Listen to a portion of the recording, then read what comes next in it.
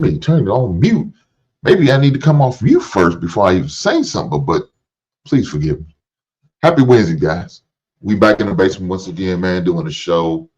I don't know if you guys may caught the thumbnail. If you can't, well, you know, I'm going to give you an opportunity right now to check out the thumbnail. This is what the thumbnail is. So we're going to talk about it. Shout out to JR for having a Sunday show for us to go relax, have a good time. It's more laid back over, relax, smooth vibe over there on Sundays, you know, saying not too much of the normal Thursday energy. It's more laid back and casual up there. But with that, doesn't mean we're not going to have some very interesting topics, right? Doesn't mean we're not going to have spirited debates. Doesn't mean it's going to be some live action popping off over there. And it could get a little lit. And this past Sunday, I think it did. Now, of course, I'm not going to go over the whole 6 hours. We went 6 hours. We went long on Sunday.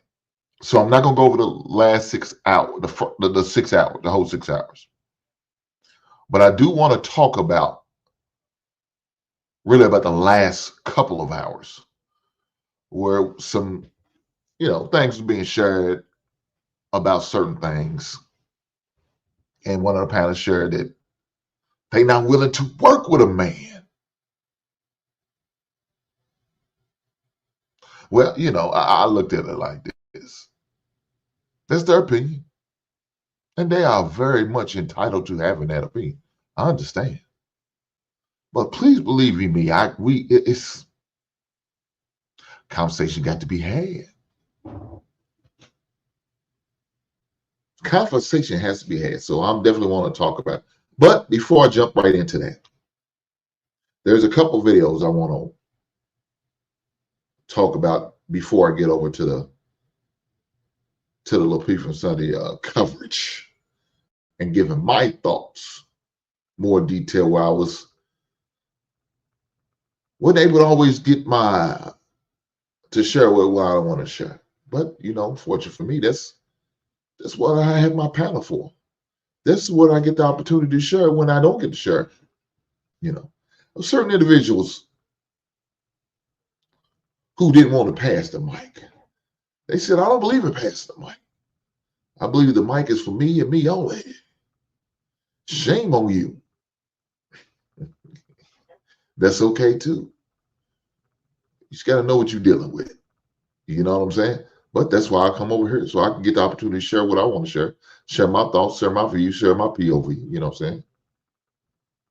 But it's all good. But like I said, before I get to that, I definitely want to make sure I show these other videos because there's some things that's going on. Now, look, I know we always say, well, those are skits. That could be the case. But one thing about these skits, we can't say these are not real life events or real life actions, real life things or scenarios that actual people actually go through. They get it from somewhere. I don't think too many skits out here that they're doing are all made up off the dome like that. They either seen it, lived it, heard about it, experienced it, been through it. And that's why there's a lot of people that do them little skits. But like I said, this could be a few of them could be skits, it could be, and that's cool. I'm okay with that too. Doesn't mean we can't have the conversation to talk about what we've seen. Doesn't mean we can't have the conversation like nobody's going through some of these things that we may see seen on some of these skits, some of these clips, and some of these examples. We can't say that because it could be. So with that said, I want the opportunity to talk about that too before we get to the Lapeef-ing Sunday. But with that being said, I want to just welcome you guys here. Make sure while you're here, do me a solid, ladies and gentlemen. Do a brother solid, and could you do me a favor, hit that like button? I try not to ask for much. I don't sit there and hound you about hitting my super chat or nothing like that. That's not my MO. I believe if it's in your heart, you'll support. You'll hit me with a cash app. You'll hit me with a super chat if it's in your heart. But if it's not in your heart, then I'm cool with that too. I'm okay with that. Ain't gonna hurt my feelings if you don't hit the super chat. I would like it. It ain't gonna hurt my feelings if you don't hit the cash app. I would like it, but it ain't gonna hurt my feelings. But one thing that will hurt my feelings, if you don't hit that like button, because it doesn't cost you nothing but a little time. That's it. A little bit of time to hit that like button for the brother. I greatly appreciate it. Right on. With that being said, I want to get to these couple videos that I definitely want to talk about that I seen. And with these videos, it's disturbing some of them. And when I say disturbing, it's not disturbing like horrific. It's just bad, man. Let me say it. Let me choose my words wisely. It's just, I can't believe it. But unfortunately, some people are dealing with that. Some people are going there. Some people got to handle those situations what they're dealing with. Shout out to the missus.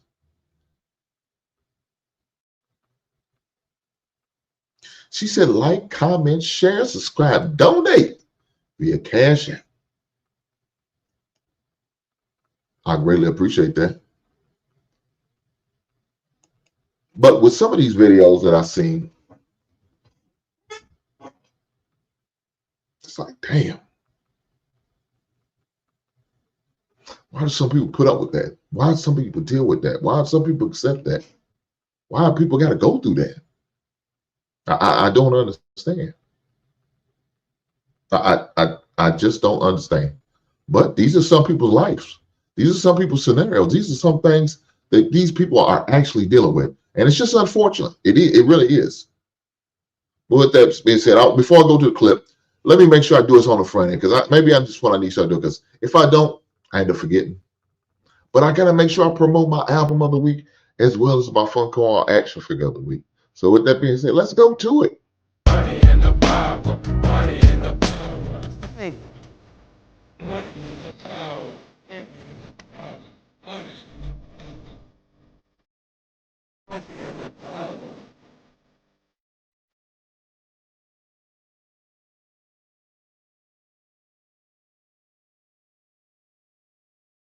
So, album of the week is Mr. Scarface. Shout out to Brad, one of my top 5 favorite rappers.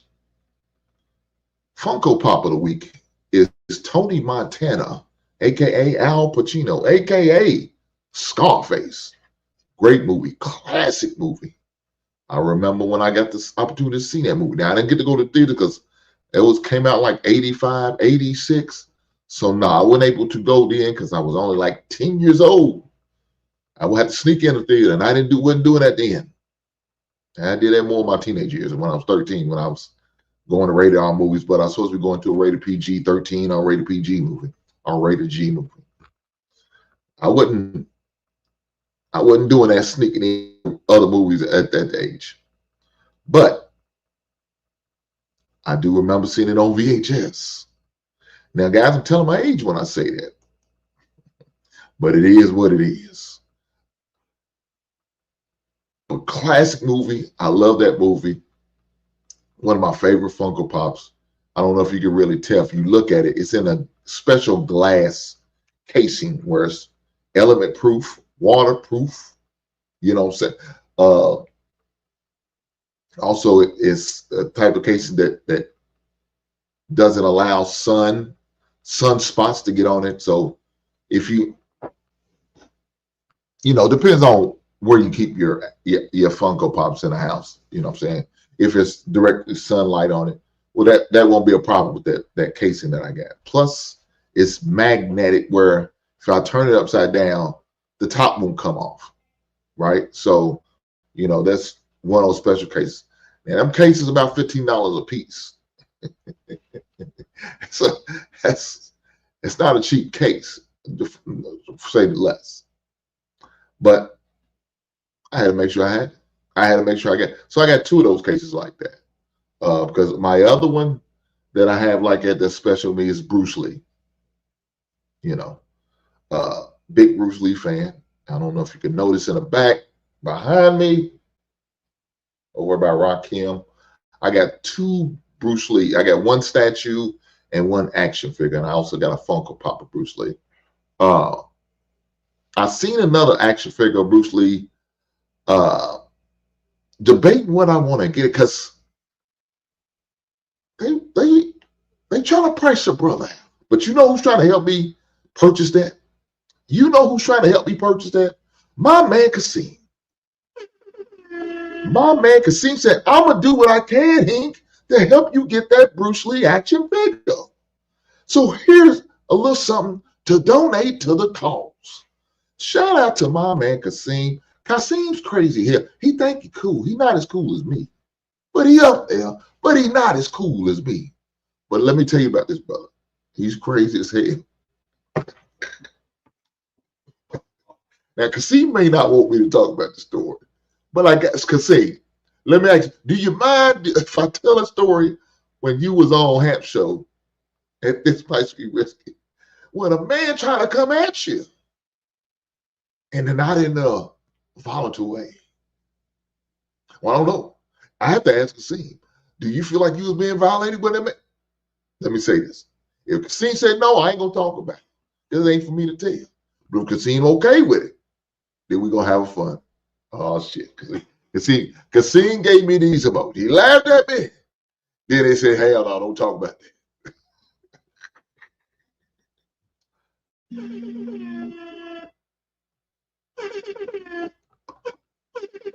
Shout out to Kasim for Mr. Scarface come walking down the block.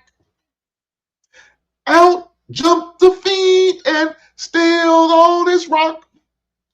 Pulled out his gun and shot down all the fiends. And Mr. Scarface broke down the block again. Well, yeah, only my man Kasim would know to put that in a super chat. You know why he knows? Because Kasim's a Scarface fan himself. Only a fan would know this. Huh? The first song on the album. I'm talking about actual song. Now, he got some skits on there, but I'm talking about songs. That's how it starts off. What I just said there saying, that's what I have. That's what it starts off. Look here, Kasim. Boy, you don't know about that. Hey, let me say, see, it's Kasim's fault. I wouldn't even be talking about, I need to get to the clip, but it's Kasim's fault. Maybe not. It's my fault because I won't talk about it anyway. But let me say this. It depends on which Ghetto Boys album you get, right? Because if you got the original cassette of the Ghetto Boys, this song wasn't on there. This skit wasn't on there. But if you get the re-release of the Ghetto Boys, because a lot of people don't have it, because when you get it, they had red on there on the cover. You know what I'm saying? Matter of fact, Willie D wasn't even in the group then on this original cover. But the kid on there from the movie, all I have in this world are my balls and my word. And man, my man DJ Red cut that thing up tight. And he just kept cutting. He said, give me the money. I'll give you. Then he got that. This town is like a great big, it's waiting to get. Boy, y'all just got to be a fan. See, Kasim old as me. Kasim might be older than me. Kasim, how old are you? He might be older than me. Or just as old as me. He might not want to admit it. He old head. see right now, it's old head talk we having right now. We having old head talk. Kasim said, I had the album on my phone. I know that's right. Yeah, see, Kasim old me. He an old head. And that's okay. Look here, young cats. You young cats out here right now, y'all better pray and hope you live to get to the age of me and Kasim. And this old ass Negro right here, you better pray and hope you get to this man. This big ass, he's 65. He may not want to admit it with his old ass. He was in the Civil War.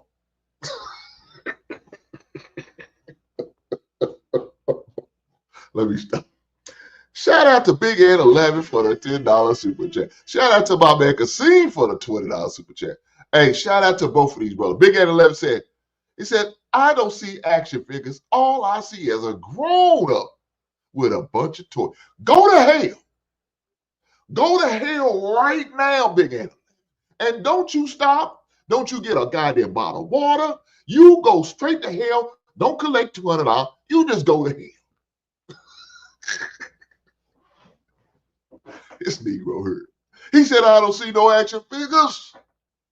All I see is a grown up with a bunch of toys. Well, Big Ant 11, I appreciate you and Kasim. I appreciate the donation. You didn't have to. You chose to. But I appreciate it.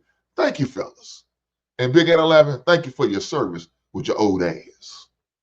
Let me get back to it. Yeah, I ain't going to let this man throw me off. Now, I did say, if you want to talk trash to me, you at least got to put it in the super chat. So I appreciate Big Ant abide by the rules. Shout out to you for that. At least you did something in the Army, and that's learn how to listen with your old ass.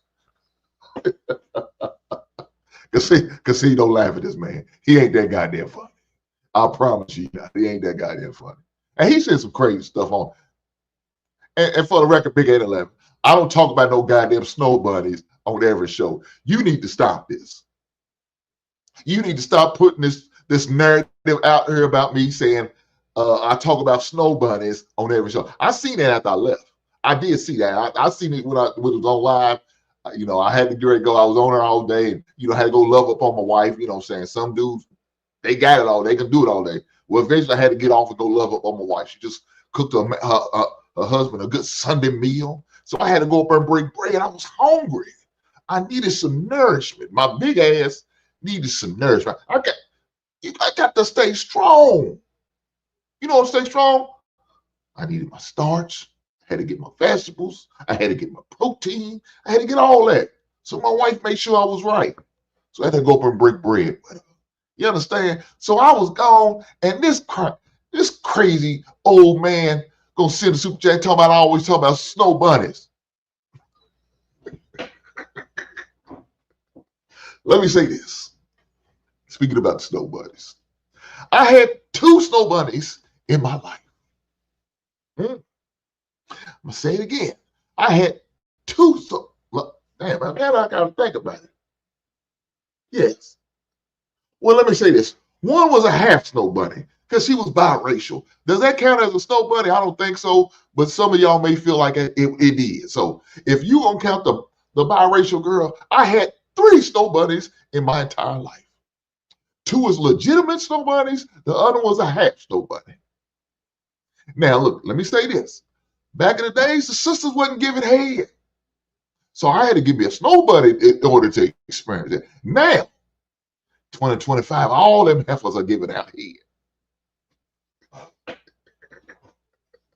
They hit you with the guac 25,000 or 30,000 or 3,000, whatever they call it. I don't know what it is.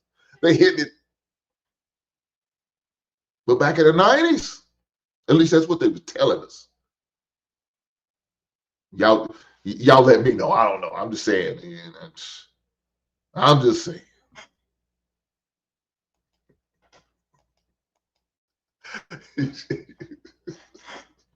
Big 811, yeah, I had 2 of the possum.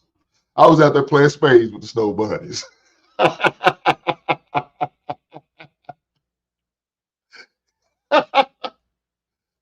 she said,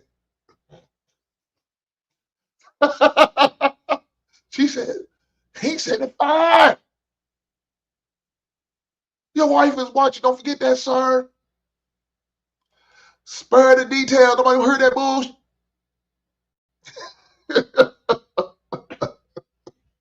That's just my life, man. I'm just saying. Let me get to these. Let me get to this clip, man. I ain't gonna have y'all totally distracted. Shame on y'all for doing this. But let me tell you, I appreciate you being here. Do me a favor, hit that like button for me, brother. I appreciate that. Thank you, ladies and gentlemen. I greatly appreciate that. Hit the like button. But let's keep going. Let's get to this video, because we definitely got to talk about it. Vic, Yeah. I was thinking we should take a vacation. You want to take a vacation? All right, so let's start a savings plan, and then by the time we save our money up, we can go on vacation. What? No, can't we just put it on a credit card and pay it off? You serious? Mm-hmm. You rather get in debt and pay interest than to save up and go with the money that we earn to I'm go on not even vacation? thinking about that. I'm just like, yo, we have a long time without doing anything outside the house. Like, a vacation would be nice. And if we could just put it on a card and then pay it off slowly, to me, it just doesn't make a difference. If we have a long time without doing anything, we can wait a little bit longer to save some money up. It's going to take man long to save money to then take a vacation, next year? I'm not getting into more debt just to go on vacation. We could just save some money up, put it aside, and we use that. So, guys, I seen that clip. And for some people, that clip don't make no sense, right? Some people it does. They understand it. Fortunately for me, I am one of those individuals who I do understand it. Right? I do understand it. I'm not a big fan of credit cards. Let me say that right now. I'm not. I would have a credit card if I didn't have to travel. Rent cars, get airplane tickets, do those type of things. I wouldn't. I would just roll with my debit card and be happy and do it. But I know if I put on my debit card, they're gonna put a hold on whatever the amount of the money is on my card. And I hate when they do that because I don't trust them. I said it before, I don't trust banks. I check my account every day. Why? Because I don't trust banks. I've been ripped off way too many times. And it's like I had money piled on. It's when I was a broke college student. I didn't have no money, and I'm not gonna get into that story. It's not that important. But as far as this situation right here and what we've seen in this clip, and let me tell you this, guy, using these clips are going to kind of set up the premises of what I'm going to go over as far as what we talked about on Lapeef-ing Sunday. So the lady, which you all think is his wife, I don't know, his girlfriend, whatever the case, whatever the name of the relationship is what it is. The lady came up. She said, "Hey, babe," she want to go on vacation. Husband said, "Entertaining." Okay, it sounds like good. It sounds like fun. Let's do it. Save some money, put some money away. And then after we save the money, make sure we could afford it. Yeah, but no. What's wrong? Ain't no big deal. That's a man who's thinking, right? That's a man who's budgeting. That's a man who's got his wheels turning like, okay, financially, I don't want to add debt to the situation, right? I don't want to go into debt just to go on a vacation.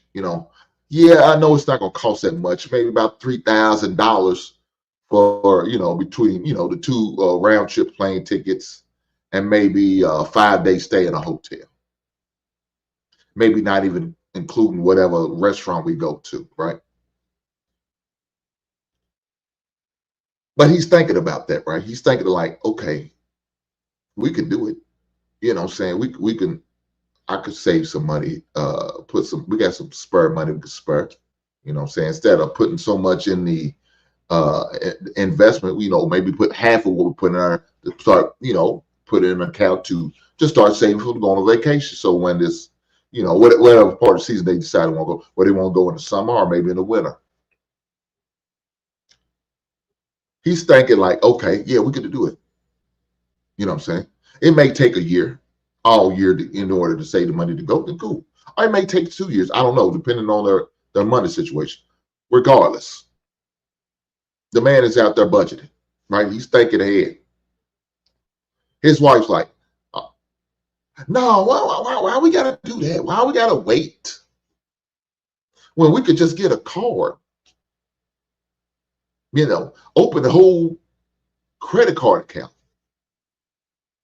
It's just $3,000, and then we could just pay it off when we come back.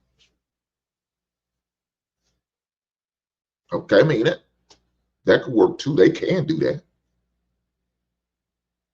But if you look at the question, say who's wrong? Now, what y'all may think is wrong, I may think it's not wrong. What I may think is right, y'all may think it's wrong. But again, this is me talking. I'm going to say what I think is wrong. And to me, I took the side with the man. And the reason why I took the side of the man, because that's the type of person I am. Like I said earlier, before the guy watching the clip, I'm not a big fan of credit cards, right? I'm not a big fan of golf. My man J Dub said credit union life is where it's at. Belongs to 7 of them. God, darn, not 7. BZ, what's good, man? What's good? I see you over in the JR chat, man. It's been a while. I ain't seen you over, man. Good to see you, big brother. Hope you all is well. Make sure you guys hit that like button. Make sure you guys hit that like button. I'm not a fan of credit cards, and I don't believe in using credit card for something like that. I don't even believe in using for like no emergency fund. I wouldn't dare do that. But I know some people don't have the means to to have access to the means right there. So some people got to do what they got to do. But let me say this, guys. If you can't avoid it, don't do it. If you can't afford without using a credit card, something that you can't just go pay it off within the next 30 days, don't do it. I wouldn't recommend nobody to sit there and add debt for a vacation. Not in my opinion. If you can afford to put some money, every week, every other week, once a month to the side in order to go on a nice little vacation. I mean, you don't have to go on out of the country. I mean, sound like she just needed something just to get away. You know what I'm saying? And maybe she just needed a staycation, a weekend in a different city. I don't know. I don't know what type of vacation look for, but she sounded like it's going to be a little expensive because she's ready to put on a whole credit card. So she sounded like she want to go out of the country. She ready to get the passport together. You know what I'm saying? Get a bathing suit together. Get it ready. You know what I'm saying? She ready to go out there and get a nice look golden brown tan. And my man, he seemed like he was ready. He probably worked a lot of hours. He's working about 40 to 50 hours every week at work. He's like, man, I need a couple days. Oh, I need a vacation. I need to just go and chill. Hey, I can rock with that. I understand what he means. But he's also thinking, man, I need to put some money aside to save up in order to go. And there's nothing wrong with that. And ladies, if your man present that to you, and when you present this to your man, he said, well, like you gonna make it, and he present, don't try to make him feel bad because he wants to budget. Not everybody's where you want them to be. Financially, not everybody's where you want to be, where they can just pick up and go on vacation. I'm blessed. We're blessed. Me and my wife are blessed. We could do that. Just get up and say, you want to go next? Yeah, we could. But we worked hard to get to that position.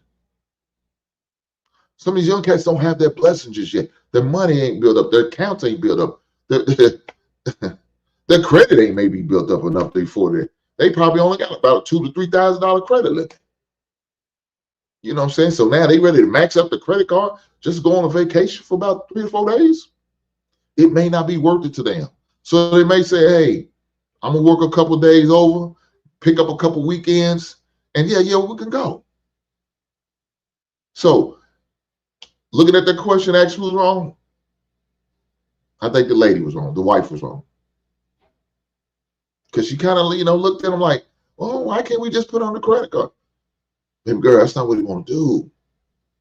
Because what he wants to do is just, budget, save a little money, and then make it happen. It's not like he's sitting there and say, we're not going. We're not going at all. Can't afford to go, don't want to go, we're not going. That's not what he's saying. He's just saying, give me some time.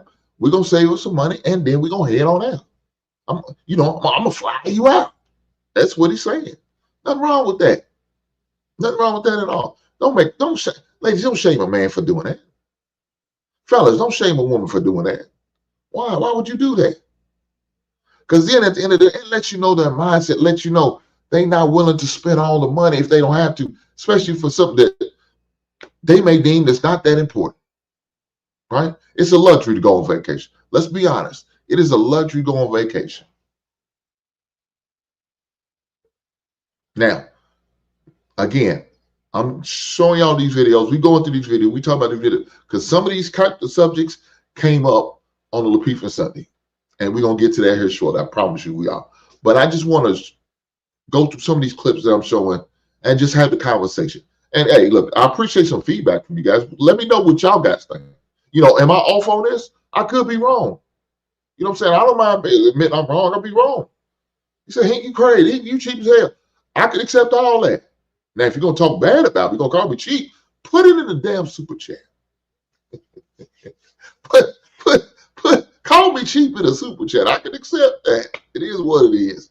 But do me a favor, guys. If you can, hit that like button for me. I appreciate it. Let's go to this next clip. Babe, can I talk to you for a sec? What's up, babe? Okay. I know we talked about it before, but I've really been having baby fever lately. And Babe, I'm gonna stop you right there. Nah, babe, I'm gonna stop you right there. No way. Like, we talked about this. Before we got married, what did I say?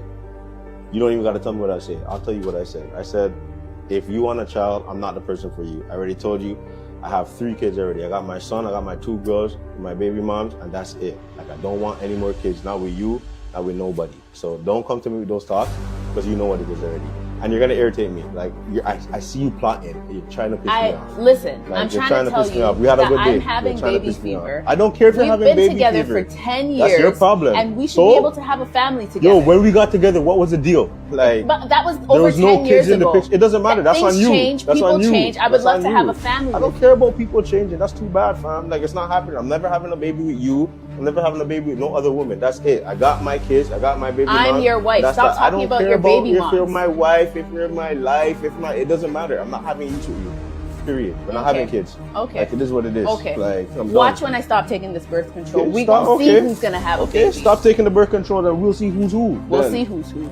They come talk to me about baby. I don't care. Yo, she had a baby with somebody else then. They're complaining. That's not my problem. That's your problem, man.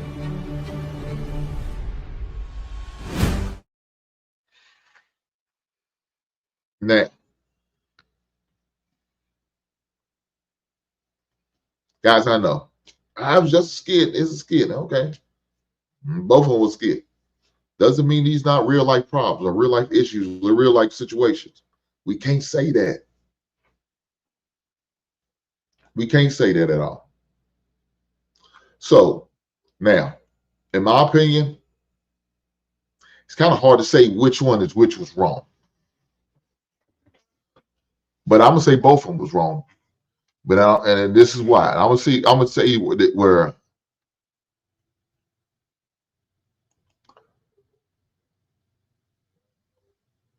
I'm gonna tell you where I thought he was wrong first. He was wrong because if he took that stance that I don't want no more kids, I got my 2 kids, I don't want no more kids. There's a procedure that he can get. And let me say this, right around this time period, these procedures are famous. If you go to a urologist and get signed up for a procedure of getting a vasectomy, they got a special that's called March Madness for vasectomies. I got mine in March. In 2006, after my son was born, I was determined I'm not having no more kids. I say that to say this. My man, why didn't you do that? If that's the stance you was ready to take, and you told this woman, you told your wife, I'm not having no more kids. She was okay with it then. She don't have to be okay with it now. Why? Because I'm going to get the procedure to make sure none come out. Ain't gonna be, you can have all the baby fever you want, man. Only way you're gonna get a kid out of me if you adopt. And it's not coming out of me. It's gonna come out of somebody else. I'm not freezing no eggs, no sperm, none of that shit. I'm not doing it. If I'm dead set on not having kids, I'm getting the procedures. You could stop taking this birth control all you want. It ain't gonna affect me. Why? Because I got the procedure. And I have to break it to her, baby. I know you have this baby fever. I'm sorry. I'm sorry. But baby, I'm fixed. So now, we not have no kids. Now, what, are you going to stay with me in order to get pregnant? You won't get it from me. You have to go somewhere else. And if you get pregnant, well, you already know how that's going to be. It's not going to end well. But in that situation, to me, my opinion, wrong. Now, where she was wrong in the situation, hey, I ain't like that goddamn mouth of hers. She got real, testy. Talking about, well, what are you going to do when I start taking? Man, you better take your ass home. You better take your crazy ass home some goddamn way. Talking about look, first things first, I'll fix it. I don't give a damn if you never take another birth control pill if you want to. Stop taking them. We don't have to because I'm not giving you no more goddamn kids. Matter of fact, you get off of them goddamn pills because I'm sure it makes you feel some type of way. Right? I'm sure it makes you feel sick, nauseous, and all that stuff. And I'm sure you hate to have to remember to take that pill at the same time every day. I know you don't like doing that. So matter of fact, you can stop doing it because I'm not giving you no goddamn kids. So in my opinion, the way she came at it, I didn't like that. Like just her way or no way out. She gonna, we not doing that. If I told you from the giddy or from the jump start, I'm not having no more kids, and I let it be known that I did. You got to respect my wishes. Now again, you need to be doing that. And if he told you he's not doing it, you should have never got with him, especially if you thought you could have a change of heart. I understand people could change. I understand you might have a change of heart. You may see something, feeling some type of way. Okay, fine. It ain't gonna happen. Now, maybe you could convince him, hey, what do you think about adopting? That's a viable option too. That's a viable, and that's if he's willing to do that. But look, if he's not willing to create a baby, I doubt if he's gonna be willing to adopt. So it might be just unfortunate. That's just gonna be a feeling you're gonna forever feel, but we're not gonna act on it, man. I'm sorry. Ain't nothing coming through this tunnel. It is what it is. But again, in my opinion, my man, if you didn't want no more kids, you definitely should have got a vasectomy. I knew I wasn't having no damn more. So I knew I had to get fixed. I'm shooting blanks. The hell with you. Ain't none coming through there. We ain't having no more. I ain't got to worry about no baby bottles, no breastfeeding, no waking up at night. No. Them days of changing diapers are long gone. Pulling out strollers. We not doing that no more. You know what we can enjoy? We can enjoy the grandkids when they eventually come. And we'll love up on them and send them back to their goddamn mammies and daddies. That's what we're going to do. We say, hey, let me keep Junior for the weekend. He come on over. He can hang out with me. Help me work on this car. Help me paint. Help me cut the grass. Junior, you want to make some money? Let us cut that grass. Rake them leaves. Shovel some snow. Come on, Junior. Junior, you want to go fishing? Let's go. Go camping. Let's go. But I ain't painting no more juniors. I don't know princesses. We not know. No, we done. I'm sorry. Mrs. Hink, I love you. But ain't nothing coming through me. She had that talk about, I'm having a baby, but she old ass, but shit. Baby feet. You too old to have some damn baby feet. She see them little baby. Oh, I want one. Like it's a goddamn dog or something. Well, no, we ain't hear no damn baby. She like, well, don't you want? No, hell no. I don't want one of the little motherfuckers. I love the one we got, but that's it. And ain't no damn baby no more. They can operate and fend for themselves. We ain't doing that no more. Them days are long gone. I'm just saying. Shout out to my man Lonnie for coming through. He said, I'm one and done, Hink. I know that's right, Lonnie. I was two it out. My man Lonnie said, I'm one and done. I'm two it out. I got my daughter and I got my son. I got my pair. I'm out. Jay, no, don't laugh, man. I ain't that funny. Look at her. I ain't old. Man, if I can admit that I'm old, you older than me. Now you old, you know. you a few years away from getting that AARP now. Don't do that.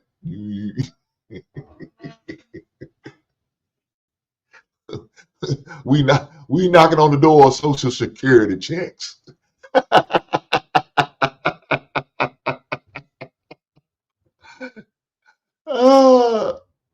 My man Rick, what's going on, big brother? He said we was thinking about it. We both was like, nah.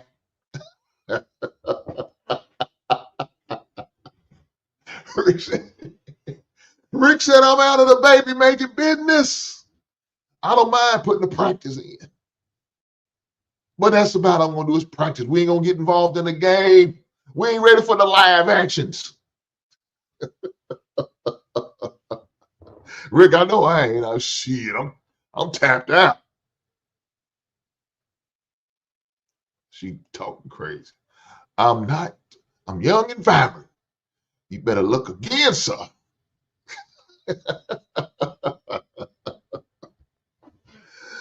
Oh man, but no, in that situation, my man, if you was me, I would have got a vasectomy, got up through. It would have been a long, drawn out conversation. We're not gonna have that. And this woman, you're not gonna come threaten me talking about I'm gonna start taking these pills. Oh, I'm like, okay, for fine. I'm gonna go schedule an appointment with my doctor so he can recommend me to a urologist so we can have the conversation about getting this goddamn vasectomy. That's what I'm gonna do. I ain't gonna fight you. Shit, this ain't gonna fight. I'm gonna lose. I'm gonna win this because my body, my choice. God damn it.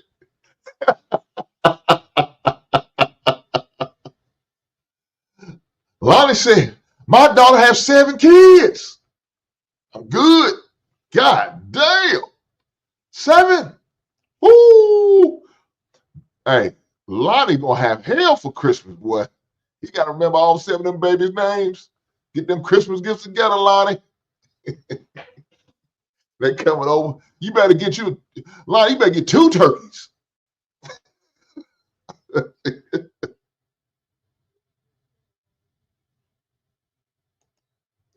Rick said, it's me, not you. This is all me. I know that's right, big dog. No, sir. Again, my man, I think he should have had a conversation with his doctor to schedule an appointment to see if it was vasectomy. I'm out. I'm out on the baby business. I'm out. There ain't nothing we can do about it. I'm out. So, with that being said, let me get to this last clip before we get to the last,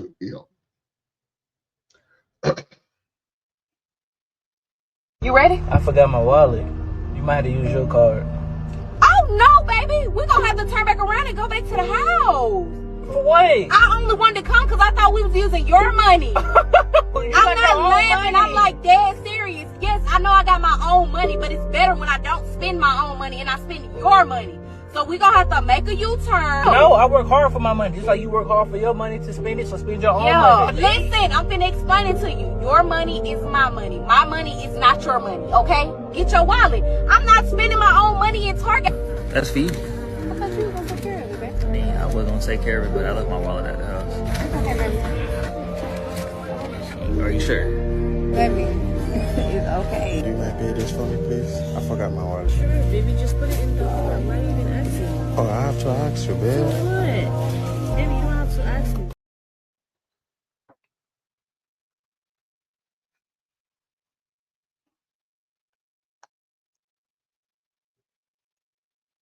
So we seen that clip.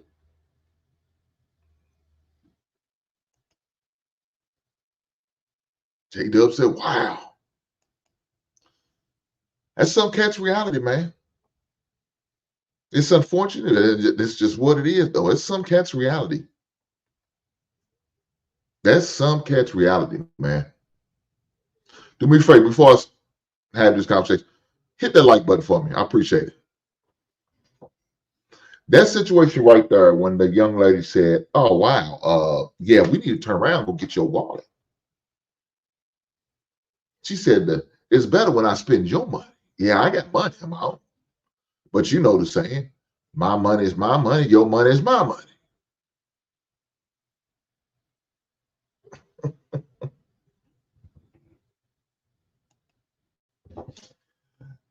First chick was right about everything she said. She would have got left right there on sight. Just like the blues song said, I have to make a U-turn. I know that's right. Look here, now. Leave them heifers at the goddamn restaurant. Man, don't play with this. Look, man.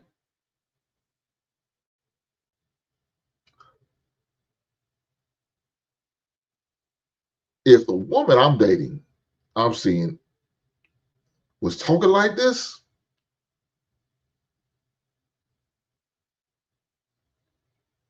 yeah, she be done. She there's no way she would be my wife. I couldn't call her my girlfriend. Let me say that. Because I'm going to test her metal before I even give her that title, right? I'm going to test her metal before it. I'm going to have a scenario right ready for within a couple of, outings between us two, just to see what she said. I'm not like I need you to do it, but I want to know where your mindset is. And if you take this woman stance, yeah, it lets me know a lot. That lets me know a lot right there. That lets me know, like I said, we're gonna talk about this in this video, in this Lapeef-ing Sunday. We're gonna go to that next. But that lets me know where you stand with situation. That lets you know you not for better for worse, baby girl. You for better for better. Things get worse. You got the one-way ticket out. You got your one-way ticket out of Struggleville. You're not trying to invest in Struggleville. You're not trying to invest in creeping on the come up. You're not investing. You're not ready to put your work gloves on and put your hard hat on, going there with your lunch man. You ain't to work with me, no. You want to celebrate? You want to pop bottles with me? Mm-hmm. When things good, you want to. You want to pour out the liquor? You know what I'm saying? You want to pour out the champagne, the bubbly? It's good. But what's going to happen when I need you? You know what I'm saying? And I'm down on my luck. Huh? What's going to happen when I'm down on my luck and then I'm hitting bad? Mm-hmm. Made a couple bad investments. Things didn't happen. They laid on my check. Hmm? Money a little short. What's going to happen then? You about to get up through? Gonna find you another job to latch key to? Is that what you're gonna do? Because that's what it sounds like. That's exactly what it sounds like you ready to do. But if you notice later on in their videos,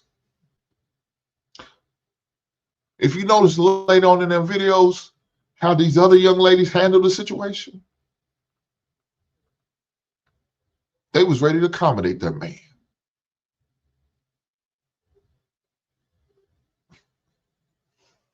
Look at this shit. Look at this shit. God damn, travel. What she said? She said no bad investments accepted. Travel One, why you flying over? I hope you hit that like button for me. You ain't right. Travel One ain't shit for this. She said no bad investments accepted. All right.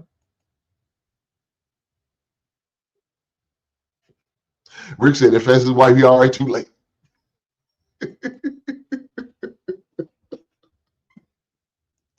Shout out to the real sisters. I know that's right.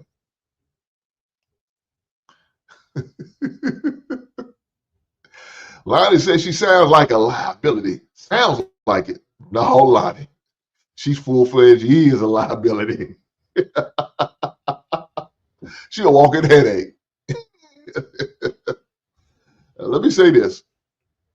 Them last two sisters, they was okay with it. She said, baby, you know better. You ain't got to ask me. Just gonna put it in the basket. We got this. No problem. Baby, no problem. No problem at all. You ain't got it? Oh, no problem. I got you. No problem. I got that meal. You want some dessert? Come on, man.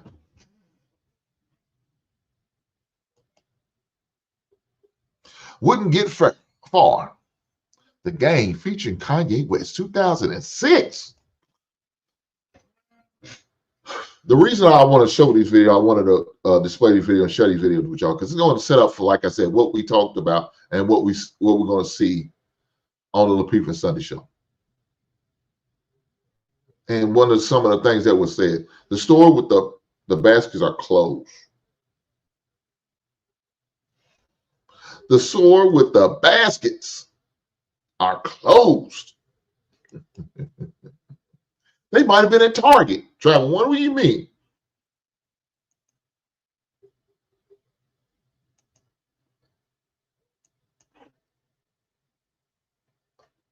But as far as like I was saying, this is going to bleed into the Lapeef-ing Sunday and what was said and what was shared. Like I said, we're not going to go through the whole 6 hours. I'm not going to do that. But like I said, it was the last 2 hour mark in the show, man, that is really what I want to highlight and talk about. So with that being said, let's get to it. Let's get to it. So right now, we got JR, Danielle, Viz was there, but he wasn't there. Me, Sweeney, and Truth. And so Sweeney was sharing something about marriage and what it is to be married.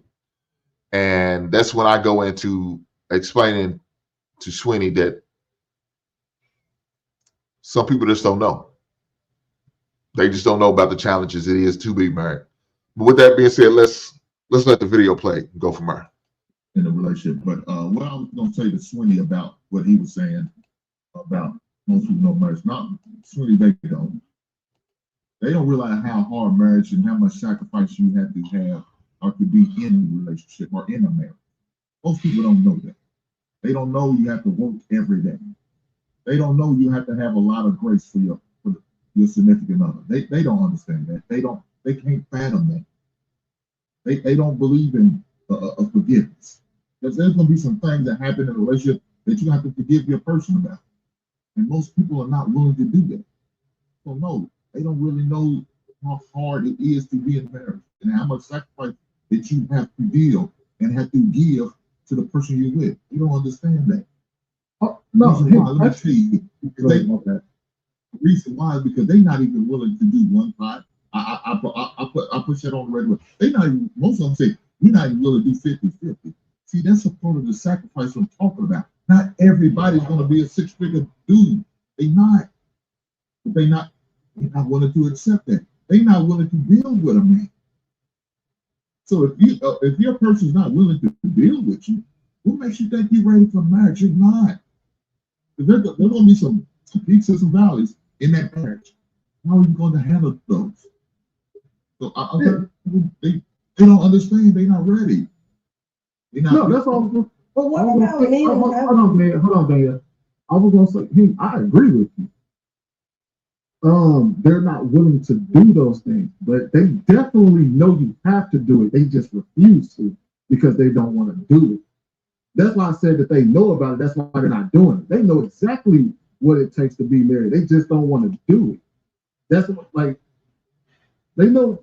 Man, I gotta compromise. Man, I gotta do this. Man, you want me to do all of that shit? Hell no. They know exactly what it takes to be married. They just don't want to do it. You don't know what about compromise. Because if you have a woman who's always got her way, she don't know what compromise is.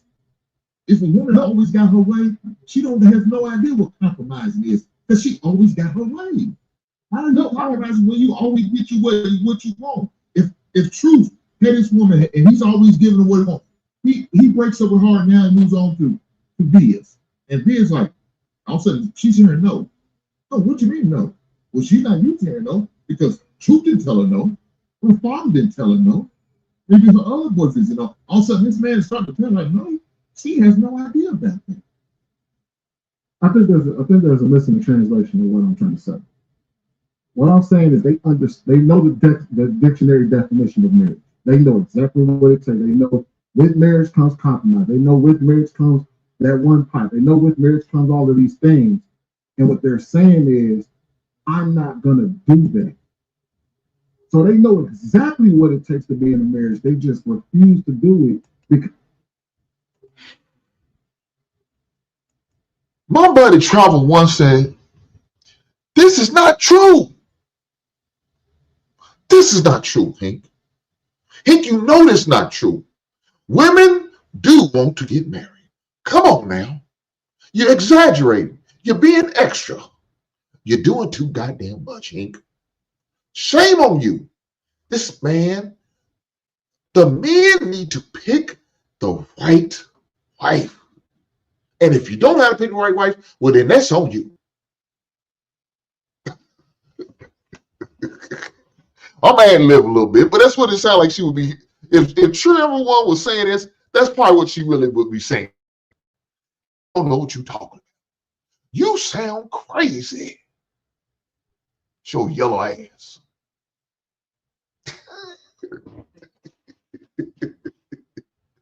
Well, travel one, let me say this. Is it really not true? Are you travel one? Are you telling me that you're willing to build with a man? Are you willing to go to the ups and downs and the peaks and valleys with a man?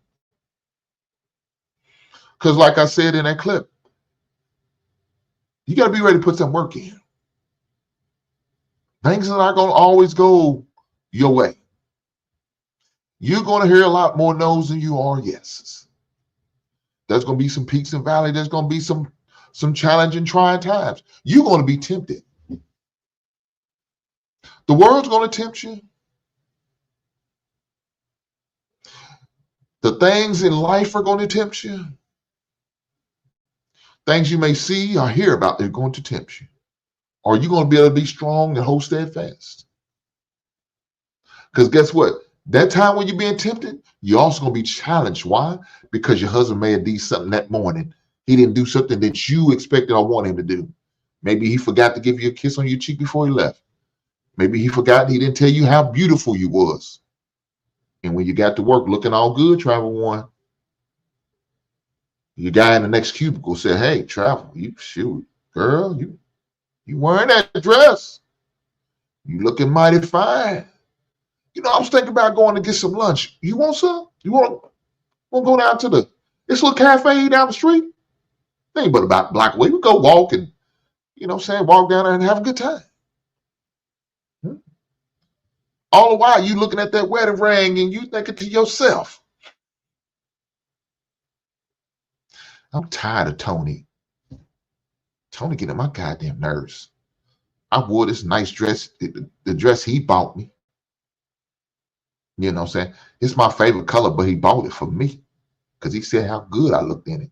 But this morning, he didn't say nothing. I'm sick of his ass. Gave him some last night, broke him off. I'm a little sleepy because I was up late at night giving him some booty. Now he couldn't at least give me a goddamn kiss this morning. He was more worried about getting the trash to the curb before the trash man come. He more worried about that than filling my cup up. So now you feeling some type of way, Trent.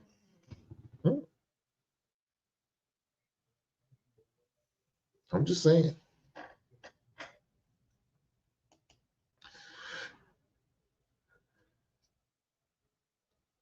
She said peaks and valleys. Alps in Switzerland. LL, a beautiful country. Travel one, you doing too much travel.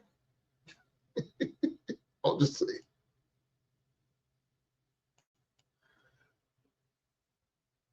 My man Mo freestyle like he said, greatness to Hink. Brother, no, greatness to you. I appreciate you being here. Right on. Make sure you hit that like button for it, brother. I appreciate it. Marriage is the best order to many times. Best order. How many times has Travel said that? No shake-up, ladies. So, Travel, I need to know, did you not hear the scenario I just presented to you? Those are challenges that married folks have to deal with. You know what I'm saying? You know, you're a nice looking woman, or attractive woman, you know what I'm saying? Well put together. There's going to be some men coming at you. They're going to be sliding in your DMs. They're going to be seeing you, you know what I'm saying, in the cafeteria or just out and about, you know what I'm saying, hanging out happy hour with your girlfriends. You don't think they're going to come at you? They're going to. Are you going to be strong enough to hold steadfast? Even after Tony didn't give you a kiss on your cheek this morning, told you he loved you and how good you looked in your dress. See, those are the challenges I'm talking about. You know, and at time, hopefully you build up some type of callous for these other guys who's going to try to get at you because they're going to try to get to them wounds. But you got to hope that those wounds got kiloed on so, you know, that you ain't got no open sores for these dudes to try to come at you. Because they're going to come at you. Let me go. I promise you, they are going to come at you. What are you going to do? Are you going to be strong? And you're going to fight these dudes off?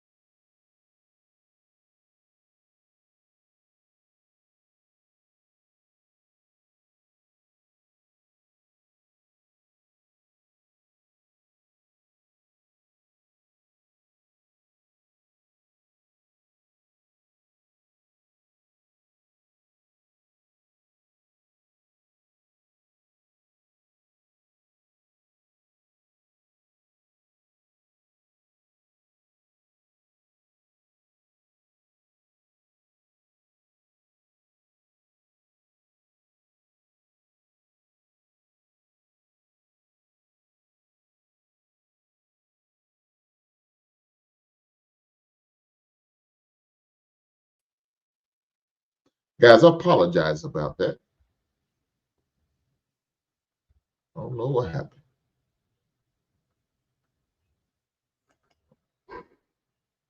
Travel One said, hey, you a bit dramatic. You are being a little bit extra.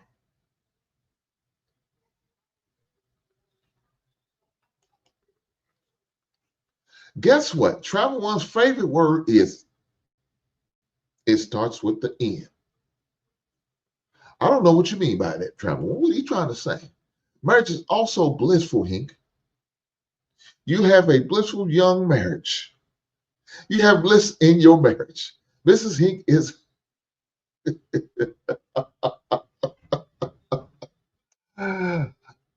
Yeah, J-Dub, I apologize. I don't know what happened with that, man. It kind of froze up on me. But we are back. We are back. We're not going to let... We're not going to let... I think it's Travel One's fault. Be honest. We're not going to let her stop this. We're not going to let her stop the show.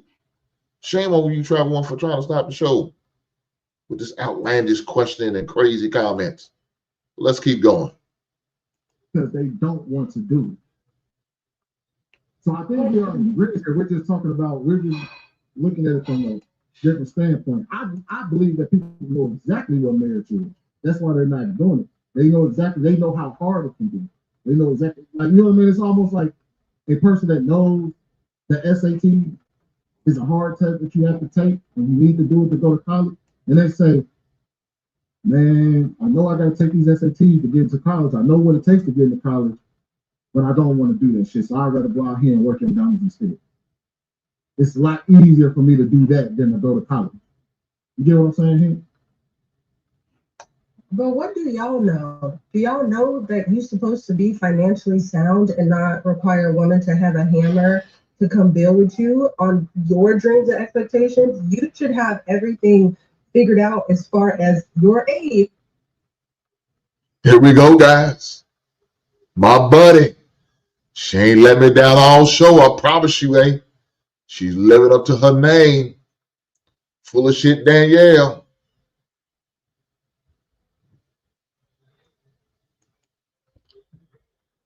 Mo Freestyle Life said, I already hit that like button, my brother. Been a long time subscriber. My man Mo, I appreciate you, big brother. Thank you, sir. Danielle ain't gonna let me down. She coming through with the bull. Let's hear her out. At the age you are now, maybe if you get married younger, but a lot of times men get married and have these expectations of a woman. You're not even together yourself, so you shouldn't even be dating. You shouldn't even have sex. you shouldn't even be thinking about marriage until you get your shit together. And I think if we know what women should know about compromise and understanding and forgiveness, focus on what you need to know as a man to be someone's husband and to require and expect those things. A lot of times, y'all be expecting that out of people and you not worth a damn. A lot of times, y'all want people to follow y'all, but it's going to be off a cliff and they going to bust their head. A lot of times, y'all expect submission and understanding, and you don't even understand yourself, your health, your family history, never talk to a therapist, don't have anything in order, and y'all have these expectations. So turn the mirror towards yourself and look at what and embody and tell me what a man should be and what a man should understand about marriage. It's always about the other sex. I don't like when I hear men talking about a woman needs to build with them. Nobody trying to build a porch with you. Build your own house. Build yourself.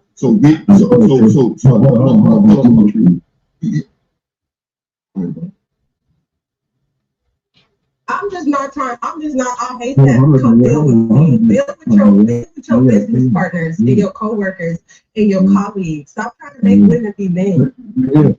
I let Danielle, that's even my girl, the whole show. Like you couldn't be more wrong. You couldn't be more wrong. She been on the show. I don't know why she says she's right. She been on the show. We co-signing all that bullshit. I'm saying for the most part, she been doing her thing. I know you battling on the light skin thing. I get it. She taking your shine. I her skin tone ain't got nothing to do with this. She just been wrong with what she's saying. And so what she just sit there and said, proves me, sweetie, again, they don't know. What don't you know? You always talking about what women don't know. What don't you know? Well, first, Danielle, when we talk about marriage, neither one of us mentioned what women should do. We just said what people should do when it comes to marriage. I said people don't know what marriage is, and that's why. Trump once said Danielle is right. Well, she said right, but she said correct. I disagreed, Miss Travel One, and that's okay. It's nothing wrong with us agreeing to disagree. Right? There's nothing wrong with that. My man Mo said, it's 2025. Marriage is for suckers. Love and romance only benefits females in the African society. Child, damn. Mo, I guess I'm a sucker because I'm married. Mo said, I fell for the banana in the tailpipe. Damn you, Hink.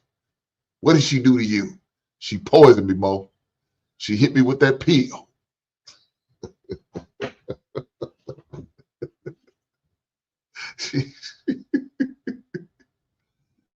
Let me address what this Travel One said. Why do you think she's correct, Travel One? I'm interested. Why do you think she's correct about what she's saying? Black women have to, what's it say? Black women have to tell her pappy can move mountains.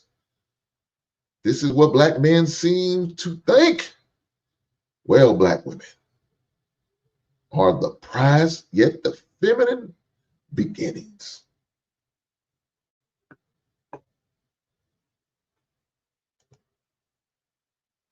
Mo said, Hink, if you already married, that's different.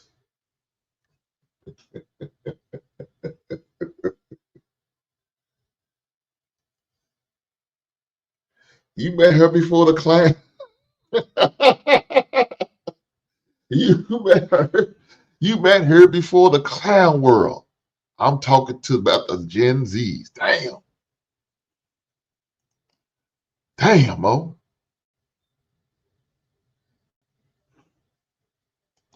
My brother said, I have a girlfriend. I got a girlfriend and I need her right now. Shout out to Bobby Brown.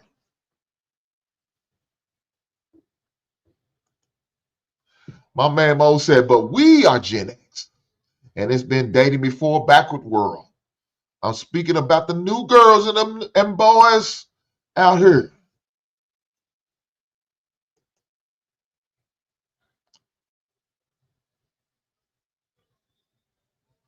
He is greatly satisfied and benefits from marriage.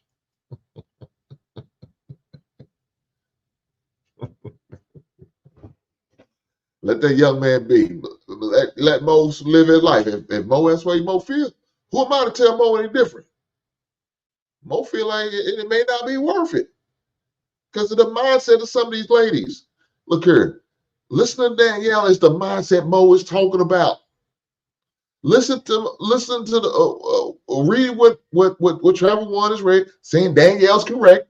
That's what Mo is worried about. That's why Mo is concerned. That's why Mo has an issue. That's why Mo has a problem. And if I was dealing with a woman like that, I would feel the same goddamn way. I'm not gonna fight Mo on this because Mo's speaking his truth. I'm not out here no more. I'm not seeing what they're seeing. I don't understand what they're going through. I can sympathize with them. I got empathy for them, but I just don't understand. I'm not dealing with that. If I hear a lady talking like that, I'm not getting with her. But that's me. Some dudes love the aesthetics, and they can't get past the aesthetics. They don't worry about what's going on between the goddamn ears because they locked in on them big-ass titties and big juicy booties. And it can't be so goddamn wicked, sticky, and icky, and nice. They can't get past it. I'm just saying, man. I'm just saying. They can't get past it. They love it. It feels good. It smells good. It tastes good. They shit. They done. So once they get locked up in all that, they ready to the red flags. What a red flag. They look past the red flag. They don't even know what the red flag. They don't realize how red the flags are. Redder than the stop sign. They ain't looking at them because they see everything else but what they really should be looking at.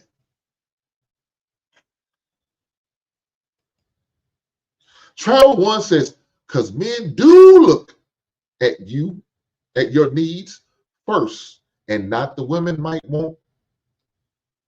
Oh, let me start again. Because men do look at your needs first, and not what the women might want. Men should have his life in order before a wife. It is not a wife's assignment to fix her husband's mess he made. That's one thing.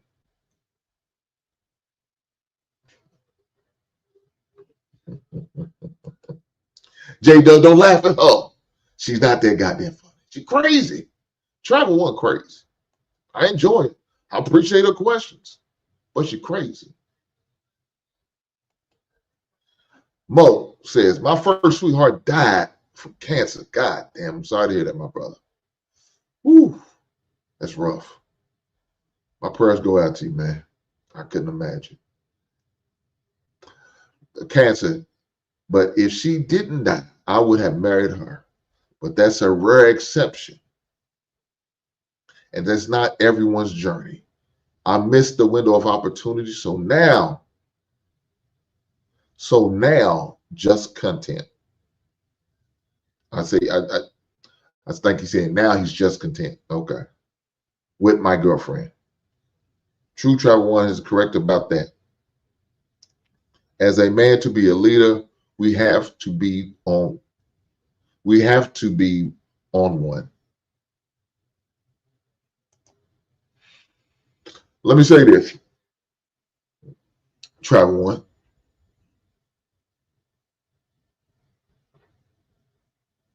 You shouldn't have to fix your husband because he shouldn't be your husband if you got to be fixing him. If you have to be fixing this dude, he shouldn't be your husband.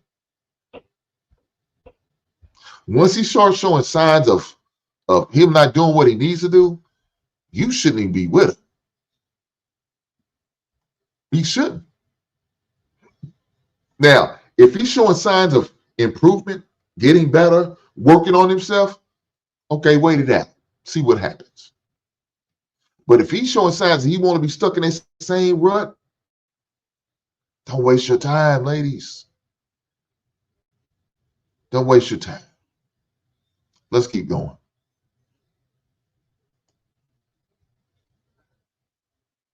Not to do it. I never made any mention of any gender specific. Well, I'll speak to what I believe Danielle particularly was saying, because she definitely responded to the whole now building. I think that's part of the issue. Unfortunately, the women don't want to have to give up what they believe they own as far as autonomy. And they do. In a single state, you're autonomous. In a marriage, you are absolutely being acquired. You are absolutely giving up freedom, rights, and certain privileges that you would have in a single state. To Sweeney's point, I believe they are aware of this. So I think two things are happening. I think that we still covet marriage as the standard, right?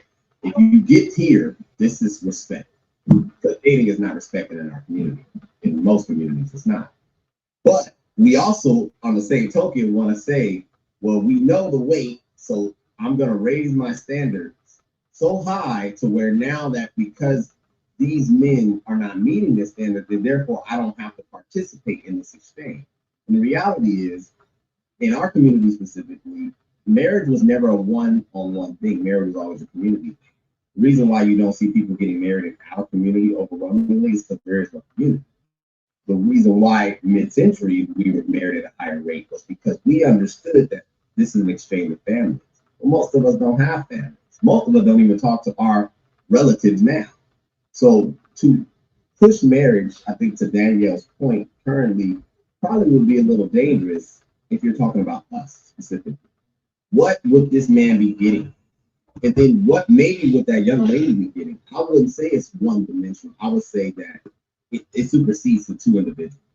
Because unless you're willing to create a whole new narrative, a whole new direction on how to do this, it's probably going to be very dangerous. I would say that it's took overwhelmingly because the mindset that exists, me being heterosexual now, most young ladies have no idea what it takes to arrive every day, to Heath's point, to sacrifice every day, to participate every day. And I think that as men, because even in a single state, we live a life that women don't live. The things we have to do, a lot of it is non-emotional. It comes with the condition. It comes with the expectation. I don't think women live generally in that state of mind. And so therefore marriage is going to exacerbate their void, sometimes what they don't have. They don't have attrition in mass, in my opinion. And I just spoke to my mother the other day about this. 42 years married, she always asks why women don't ask her how to do it. But I digress. Can I respond to you? Not to Hank, but to you, True. I'm done talking to Hank. I want to say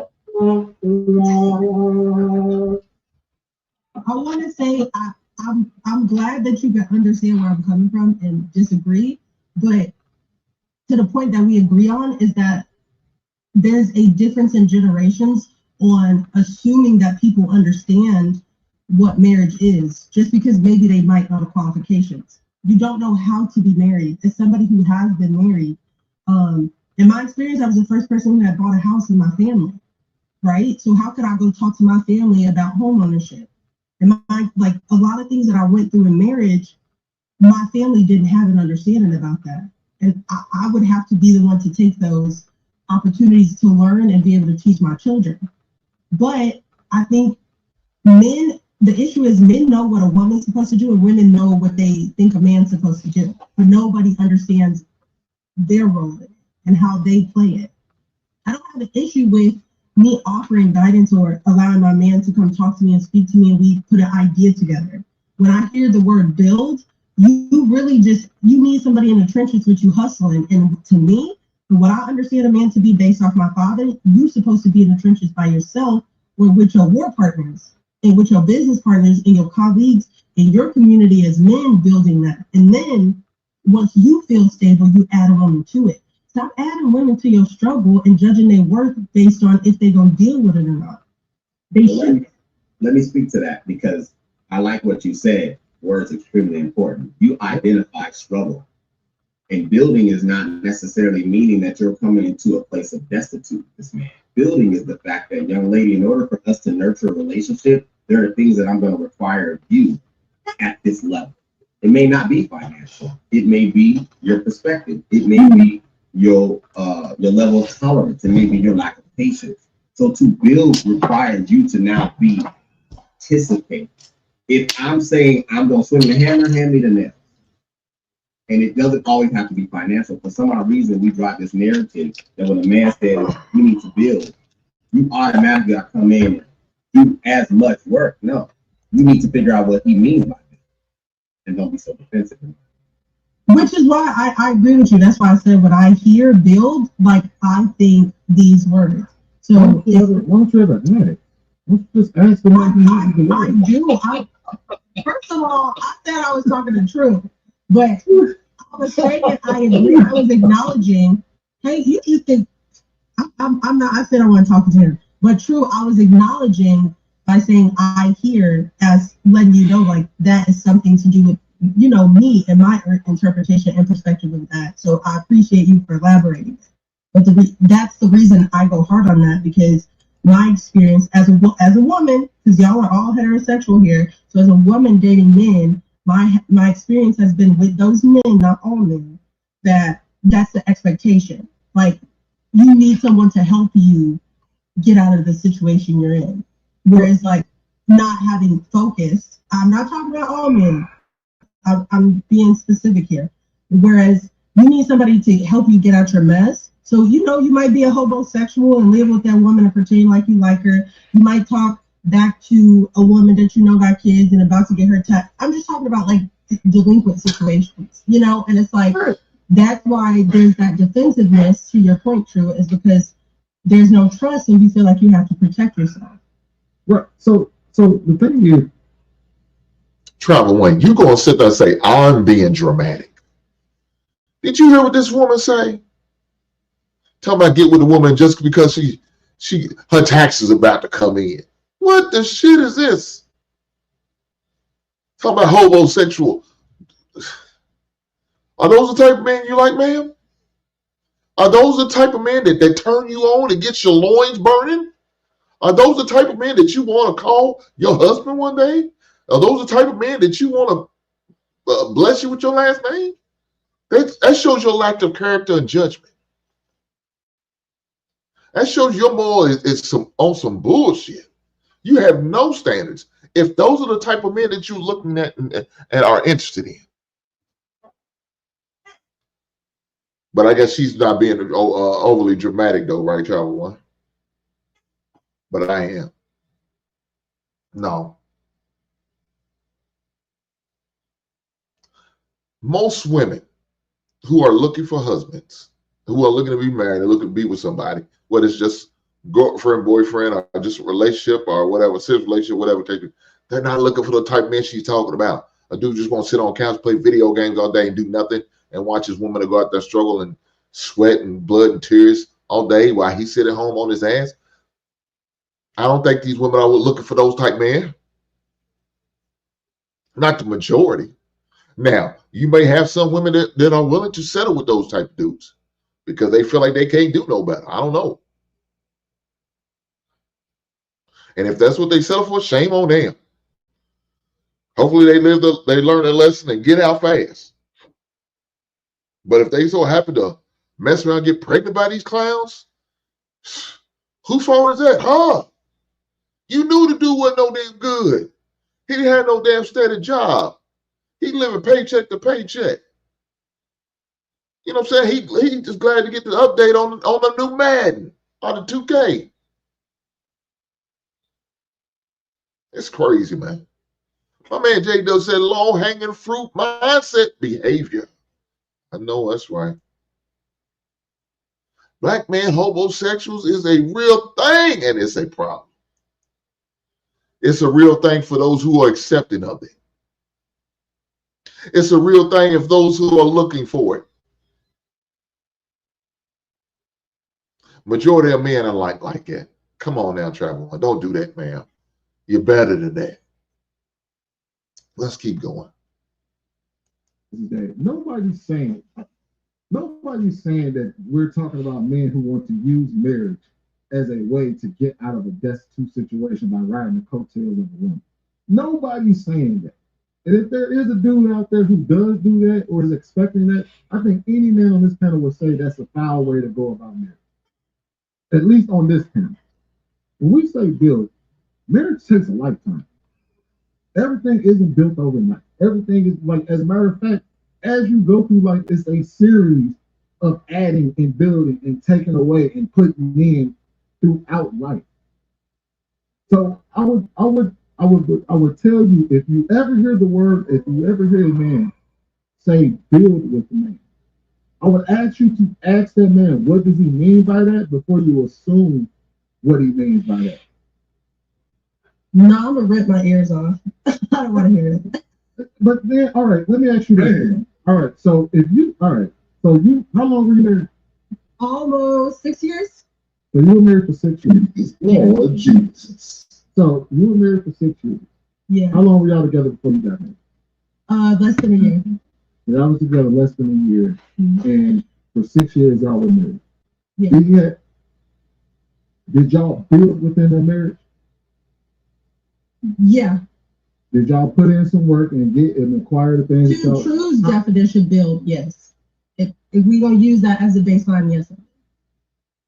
That's what we're talking about. So look at your own situation and see what you and your husband had to do to get through life. Would you look at your husband and say, man, you were just using me and trying to build with me and ride my coattail to the end of the... Would you look at your ex-husband that way? Now, I know y'all got a divorce, and I don't want to get into why y'all got all divorced. I know there was some... But to speak specifically about building within a marriage, would you look at your ex-husband and say that he's the guy that you were just talking about, the dude that wants to live on a woman's couch? You would look at him that way, right? No, because I wouldn't, again, which is why I go back to my original definition of like, I'm in circles with women, I'm in women groups and not-for-profits, and I hear the way women speak and the way they receive information. I personally wouldn't ever date someone like that in general. So that's why. But I can't be an individual. I'm saying I can't use my individual understanding in relationship, because when I talk about it, I'm talking about the community and the culture of us as Black people. So when I hear the collective having that conversation, and I'm talking about a woman hearing a woman's issues, let me ask you a question. What guy did you ever hear when he said build in a marriage, he was not talking about the situation you had with your husband? Oh my God, so many. You said that you heard a man say, you heard a man say, when I'm building in this relationship, I want to be the nigga on her couch. She does all the work. And they don't verbally say that, but look, this is what I'm saying. Hold on. I've told you that I do emotional processing consulting, y'all. So I do one-on-ones or I do groups, right? So I've done sessions with men and women too in a relationship. I've also done sessions with a group of women and a group of men. They're not saying that, but that is what's happening. And they think that they're supposed to be supported through that because, a woman's supposed to hold his man down. Ride or die complex. I'm saying it's being like conflated, and it's an issue that needs to be addressed. Roles, responsibilities, what are the expectations? Women think because they don't want to be lonely, that's one of the sacrifices they gotta do to build with that man to have a happy family. That's what I'm talking about. Look, so in your own situation, has there ever been down in your marriage? Y'all work through and grind it through, right? Well, what do you think? Outside, like, so say for instance, that may have been a drop in income, or y'all may have had an unexpected hospital bill, you may have car broke down, or something like. There's down moments in your life, right? Did you say, look, that motherfucker down, gotta go? No. Right. So in your not to my husband. Right. So understand when we say build, you did build. That's what we talk about when a man says have her husband's back. We're talking about the situation that you found yourself in. I hope that y'all heard what she said. Sweeney phrased the question: did you ever, had a man that you had, build with, and come up and have to work with? She said, not with my husband, but another dude that she was probably dating, she had to, and she cut him loose. She said, I'm out of here. I'm not building with you. Who are you? I'm too damn bougie for this. Oh, yeah, it's going to get worse with this bouginess. It's going to get worse. Let's keep listening. When you have the highs and the low of marriage, that is what we're referring to. So I would ask you, I would beg you. I appreciate you defining that. That's not how they see it. I appreciate you. Travel One said, if a black woman says she does not want to build with the man, her expectations are too high and silly. If she says he should already have a table, she is delusional. So what does black men have already?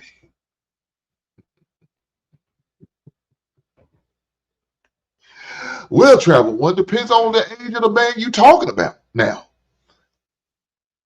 you 21 or 22, there's very little to nothing that young man has, because, depends on what, like I said, what y'all saying, there's some people that believes in, marrying young. So if you marry young, you're going to automatically have to build with a young man because he just doesn't have it. He doesn't have it. So building together, y'all working together, y'all going to have some struggles together. Even a man of a certain age still going to have to be building a little bit, maybe. Why? Because he got to build up because he never been put in a situation where he had to take care of a woman before. And I'm a man who stands on this. I don't believe in moving in with a woman who's not my wife. You're not my wife, you're not living with me. You're not my wife, you're not moving in with me, and I'm not moving in with you. We're not living together. Don't ask me for money for your bills because I'm not your husband yet. So I'm not obligated to take care of you. Now, when we are in a process and I engage and we are engaged, okay, maybe we can start to think about moving in. I wouldn't recommend it, but the chance of doing it then, that's I'm okay with it. I understand why people do that. But what I'm not going to do is take care of a woman that doesn't belong to me as of yet, not in totality. If you're my girlfriend, I'm not going to pay your bills. And I don't expect you to pay mine. I don't expect to do anything for you that I'm obligated to do. Now, if I do something for you, it'll be out of the goodness of my goddamn heart. But I'm not obligated to do those things for you. I'm doing it just because. Don't try to guilt me into doing some shit. Why don't you get my nails, my hair done? No, I'm not. You're not my wife yet. When I bless you with my last name, then I don't have no problem with doing those things. But not until then. You got to show me you can take care of yourself. So Travel One, your question was, which you don't have already set. A man of my age, I had a plan set for me and my wife. A financial plan, an emotional plan. I had all of that in place for her. I had the home. I had a job. I had a career with good benefits where she's going to be well taken care of. I had everything that a man needs to have in order to be successful with her. She came into a situation where she didn't have to worry about little to nothing. I presented my plan to her. I presented one part to her. I presented how we're going to invest and what to invest in, how the accounts needs to be set up and ran and is going to go. I presented all of that to her prior to her saying I do. So she already knew what she was investing in and she bought into it. That's what I had to offer her. That's what I had to present to her. That was what I brought to the table. And she loved the table. She enjoyed the table. She appreciated the table. That's why she's sitting at the table. Let's get back to the video. Finding that, but that's not how they see it. What I see happening is something different, where it's like a man is down and a woman gonna get 2 jobs, and the husband is playing 2K and smoking weed. So you said that. This is what it is. Let's be honest, sweetie. It's for better for her. It's for better for that. It ain't no better for worse. Because when it gets worse, she's bailing the fuck out. Yeah, if you be an individual like this, if you be an individual with this type of mindset, Did you hear what she said? She threw up the deuces. She said, peace. I'm out. Better for better. I ain't doing worse. I ain't got time to go through it. I want always things to be, horseshoes and rainbows and four-leaf clovers and and all that grace. I want all it better not get bad, it better not get challenging. I better not go through some adversity. I ain't got time for it. I ain't got time for that. I'm living my best life. I ain't going back and forth with you. I'm living my best life. Danielle said, I'm living my best life. I ain't got time to going back and forth with you. I'm living my best life. Come on, man. She said, she hit her with the deuces. I'm out. I'm packing my bags. I ain't gonna even leave a Dear John letter on the fireplace. I ain't gonna even write that Dear John. Hell with a Dear John letter. I'm gonna pack my bags. I'm getting them through. Me and them kids are gone. See you when I see you. Matter of fact, she might get you out, get you her paperwork, get you evicted. Huh? You better head on over to your mama's house because you can't stay here. We done. I'm not gonna be struggling to challenge. I ain't gonna deal with what's a valley. I'm all for the peaks. Man, I'm just saying. Yes, Hank had a plan for me. Time intentions to have me and told me to watch his actions, and he delivered. Man is only good as his word. But let me say this. Words are just talk. Talk don't mean shit if you can't put no actions behind it. I had to put my actions behind it. I had to live up what I said I was going to do. If I didn't live up what I said I was going to do, she wouldn't be mine. She wouldn't be presenting her name with Mrs. Inc. if I didn't.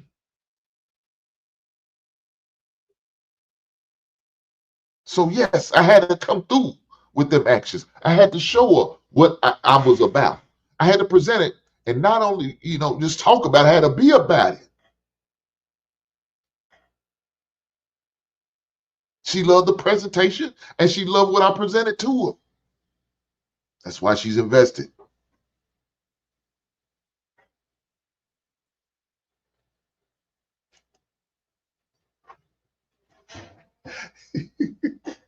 Big Bama 44 said that's another slap on the wrist for Danielle. Didn't I tell you? She did it a couple times, Big Bama. You seen it. But you know what I'm talking about. I ain't got to say no more. J Dub said, disloyal heifer. Shame on you, heifer, for being so goddamn disloyal. Sharp one said, Mrs. Hink, LOL. Perfect. That's exactly what a man who wants a wife should do. A plan with it. A tangible plan. Hink passed the test.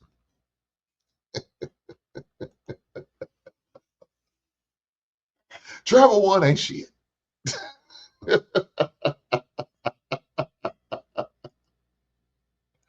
Guys, do me a favor. Hopefully y'all, while y'all here, y'all hit that like button for the brother. I appreciate that. Thank you. Let's keep going. Let's keep going. Travel one crazy. I don't know what's wrong with it. You make sure you get a prenup if you even married on that. Make sure you get a prenup. Oh my God, a prenup for what? They don't have no money. With an individual, And y'all heard what I said. I'm not for prenups. I'm not. I'm not a fan of it. I don't believe in it. But when I hear situations like this, when I hear individuals who talk like this, like Danielle talking, with this mindset, I'm encouraging my son to sign that paperwork so he could be protected from heifers like this.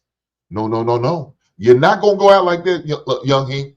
Look, hey, you're not gonna go out like this. Not with this heifer mindset. I wouldn't recommend you say I do to this heifer.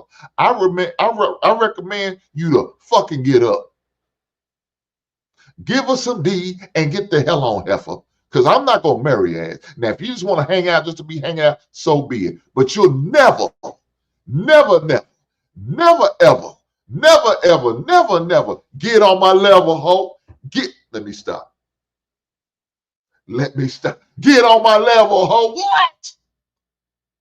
Get on my level, ho. What? Hell no. You will never, ever, ever, ever, never, ever, never, ever, ever, ever, ho. Get on my level. No, she's not. She will not be on my level because she ain't going to have my goddamn last name. She ain't going to be blessing my son last name. You'll never be in there. Stop it. Come on now. Not with that mindset. You will never be on our level. Heifer, you got to get on about your business. Get on down the street because you ain't going to be. You are fantasy.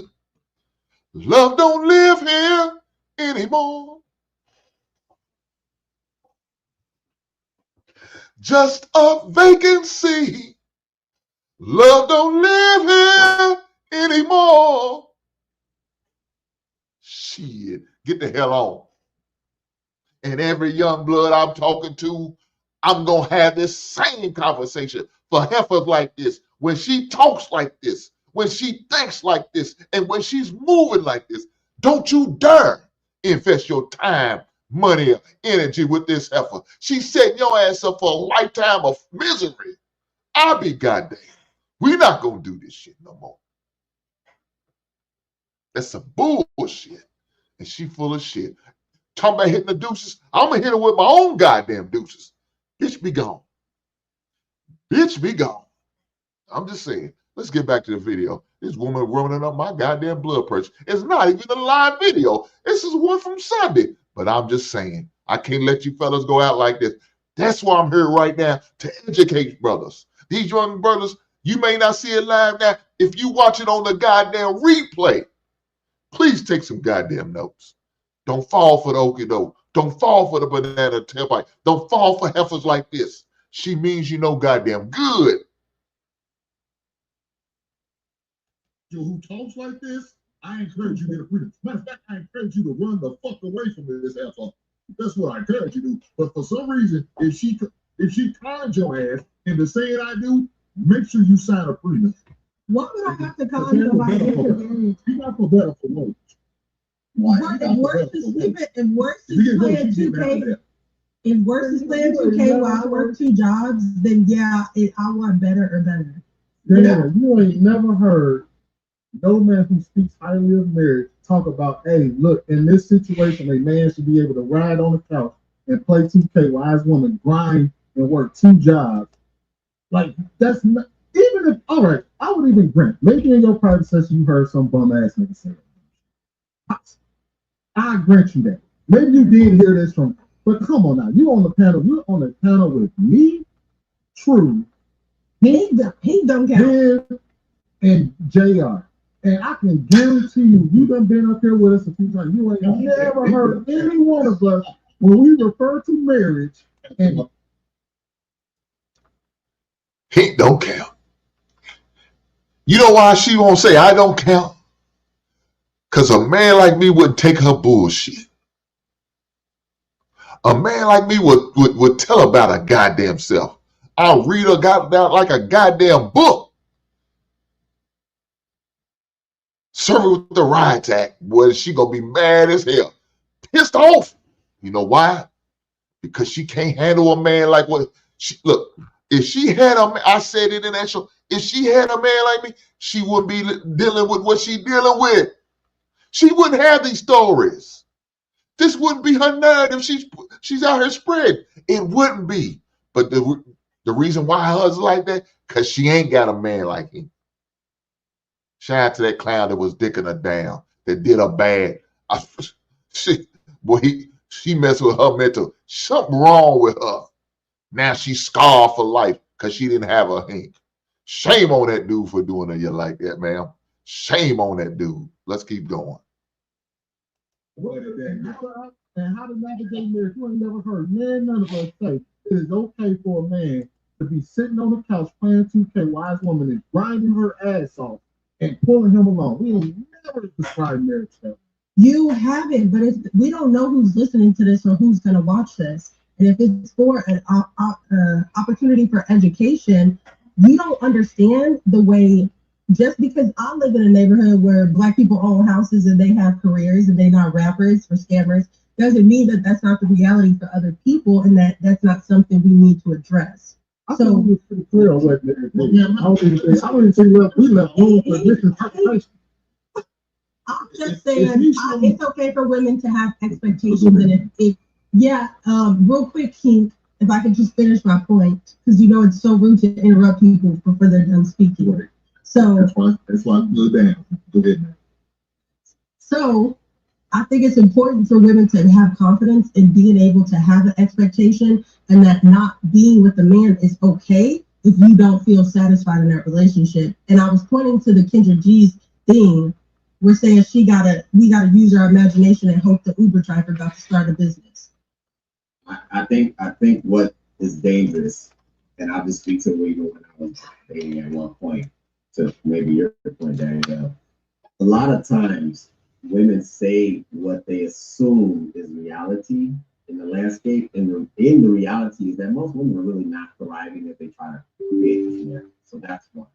The other is that I think, even in my personal experience, there was times where I would interact with young ladies who assumed they were doing better in life than me because aesthetically they made individual choices to put themselves in debt, purchase homes, certain cars, or whatever it may have been. And just off face value, they assume instead of that.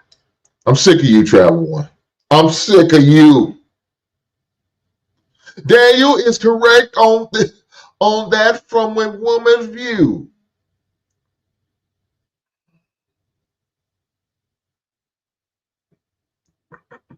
Jesus Christ. Travel One, could you please explain to me what is Danielle correct on? What is Danielle correct on that from a woman's view? What is she correct on, ma'am? I'm interested to know. Please, could you elaborate? Thank you. Travel One crazy as hell. Asking questions that they were doing better. When we pulled things apart and they started to realize that some of the choices I was making was based on my individual pursuit of life, and then that they went out and did what they thought was the right thing to do. And this is what I see a lot of young ladies do. They go to school, they rack up a lot of debt, they go get jobs, not businesses, not portfolio, not partnerships, jobs. Then they go out into the dating market and now they try to sell themselves to the male population. They're doing better because they work at Hewlett Packard or John. Big Bama 44 said, don't trust a woman who doesn't lie from her car. I know that's right. Big Bama, she's trying to get away from her lies. She's telling so goddamn many of them. It's pitiful, man. Let's keep going. Johnson & Johnson, and he may work for Bobo's Furniture, hauling stuff. What the heck? Just creating a narrative, right?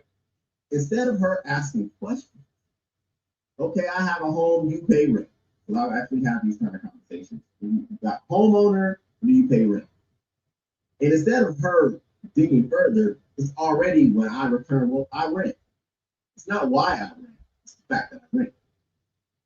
If we want to really expand this conversation, this is what has happened, I think, in mass, is that a lot of the women are running on very fickle ego because they're participating in adulthood, paying bills, having jobs, whatever it may be. And to be honest, none of that stuff has anything to do with what men choose in a woman anyway. So we're trying to deal with connecting, I think it would serve women better to understand where they are in life, individual choices, great. And to Kendra D's point, it may not be an Uber driver, but expand your mind to where the man you may be looking for, he needs to have character. He needs to have the things that actually matter. Because I don't know if y'all have ever seen it. Fortune 500 companies fire folks every day. So if and when you lose your job, sweetie, then what? And none of that is ever occurring. I think that's my personal issue with it, that there's this false sense of pride that you're better than the men in the community and in mass because you just so happen to amass a certain position, title, salary. That's damaging. We need to dig deeper. And I digress. I agree with you on that. You heard what the individual said. That I will mute. Can we just make up? Where's the white towel? I give up pink. You won, okay? We pull down. I'm not saying. Go ahead, man. Go ahead. Okay, true. I do agree. I think women a lot of times approach dating trying to compete with a man and list their successes like they Pokeballs that they collected. And I'm like, you should not use your insecurity on a date. You shouldn't lead with that because the reason you're talking about those things is because you're insecure about them.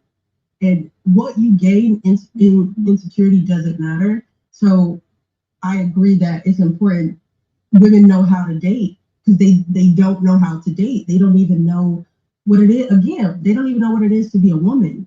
So they're not going to know what it means to be a woman to a man, which is like, I know we've been on here a minute, but I had said a long time ago, us as people in our community, we don't have roles, responsibilities, and expectations or standards for ourselves as individuals. So that's why it's hard for us to come together in partnership. A lot of men are acting like women and having the expectations that a woman should have, and women are doing the same. You go on a date, you're supposed to be open, vulnerable, and ask questions as a woman to that man. And that man is supposed to have whatever men think that they should have, and then you decide if that's compatible. But if you lead him with your successes to a man that you expect to protect and provide for you, you literally not making sense. I am okay with a man having a blue collar job and having character because I've dated rich men who are stingy as fuck, and I've dated people who made $80,000 who are very generous. So I think quantifying what characters a man should have should be something men should talk about so that women should know how to date, and the same vice versa. I think we think that we know that and we don't.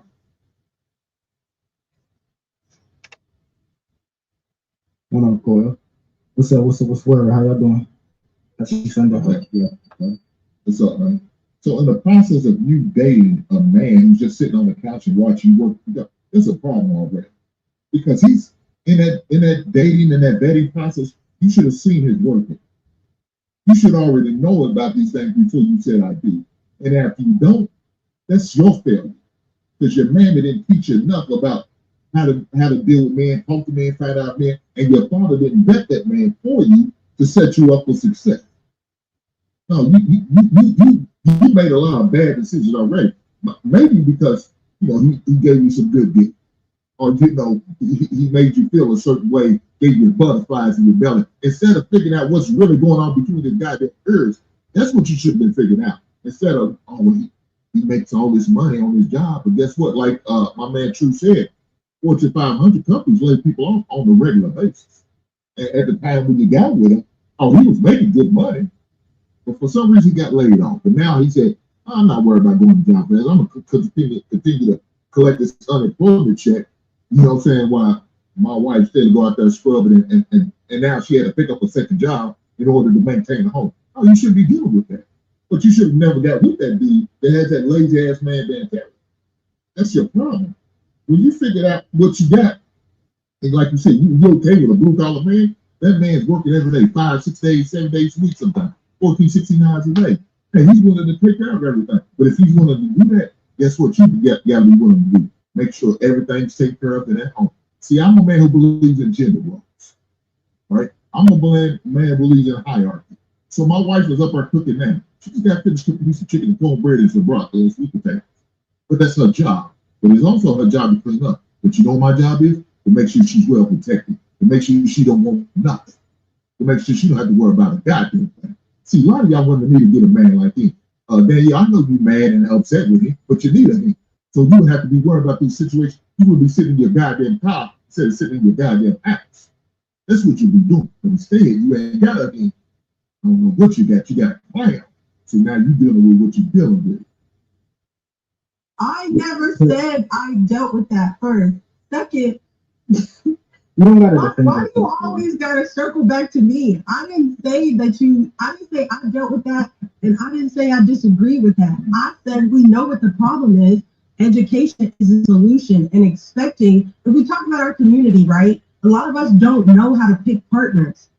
Our mamas worked 2 jobs. Our daddy probably wasn't there, or he was working. Our mom wasn't there. We also have systematic racism, the education system, the crack epidemic, the welfare epidemic. All of these fundamentals that we have were lost. So we keep talking about what we should know. Who's going to be the teacher? My man Coel came in trying to save the day. You don't have to defend yourself on that. Coel, you shot your shot while you had the opportunity.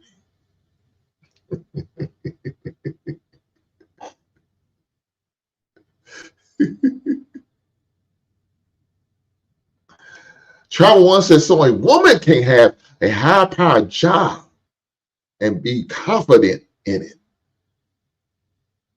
Women are not out here selling themselves. Men approaching women every second. Harlots are the desperates, ones who do. Men know the difference.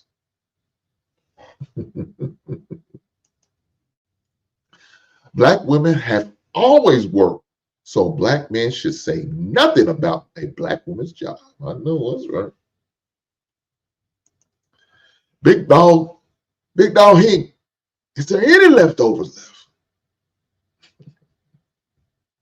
Now, Big Bam, I don't know. Are you talking about that chicken, or are you talking about it on Danielle after I chewed up and spit her ass out? I'm just asking for a friend.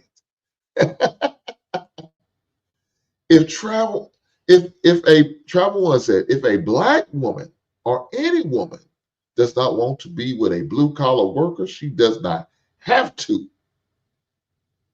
The patriarchy created a hypergraphy of a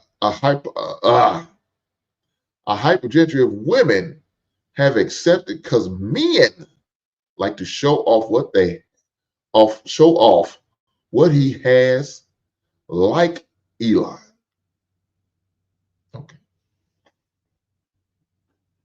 Okay, Travel. Wow. Jesus Christ. I can't stand. Travel, you kills me. Big Bama said that chicken and broccoli. Big Bama, I got 1 day left and it's going for lunch tomorrow. Look her, Big Bama. Hey, Big Dog, I don't have a problem eating leftover. I know some cats though, they don't believe in leftover. They against leftover. I'm all for some good leftovers. Yeah, I got 1 more day of leftovers for lunch, and that's it.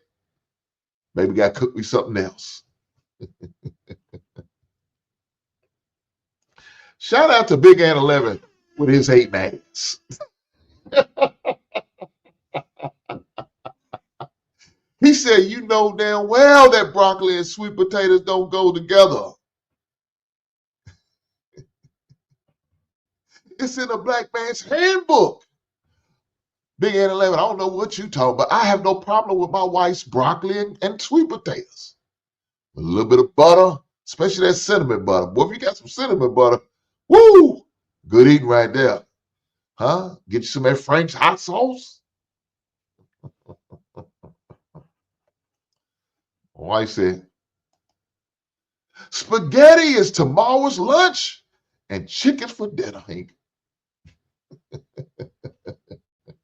Well, there you are. I got spaghetti for lunch and chicken for dinner. Shout out to Mrs. Heat for making me right, making me whole. Shout out to Big Ant 11 for the $10 super chat. He didn't have to.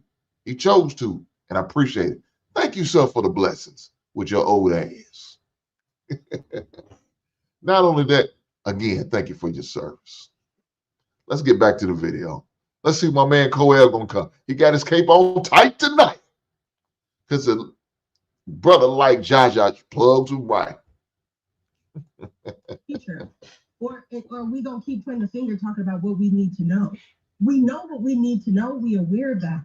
When are we going to start putting in places and opportunities to teach that and not be so above the ground and telling people, I don't like the token Negro aspect. Well, I do it. Yeah, so what? You're one. That's not community. You're an individual. If there's not 100 of you, what you doing don't matter. If you are working towards change, it matters. But if you want to constantly talking about Shaniqua dating Pookie, it's my responsibility to make sure it's no Shaniqua, and it's your responsibility to make sure it's no Pookie. We all have to play a role in this, not point fingers. I have a son, he go to private school. No scholarship. But that doesn't mean I'm not gonna go into the city and help the people on public education. Hey man, I can't tell you how many times we had heard this statement. My son go to private school. No scholarship. Jesus Christ. This woman can talk.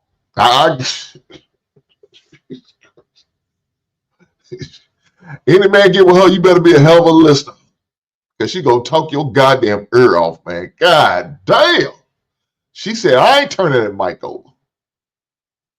My name ain't Patty LaBelle. She said, I ain't doing this. Can y'all see my microphone? She said, I ain't doing this. I ain't turning it over to you.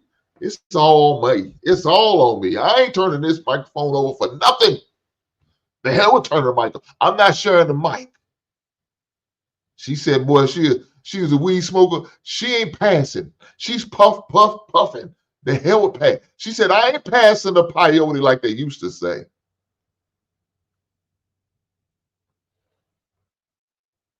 Remember that? What's that group called? Pass the on the left hand side. Pass the Gucci on the left hand side. She ain't doing that. She ain't passing shit. She ain't got no assist. She ain't got no completion because she ain't passing nothing. She said, I'm holding that mic all to my goddamn self.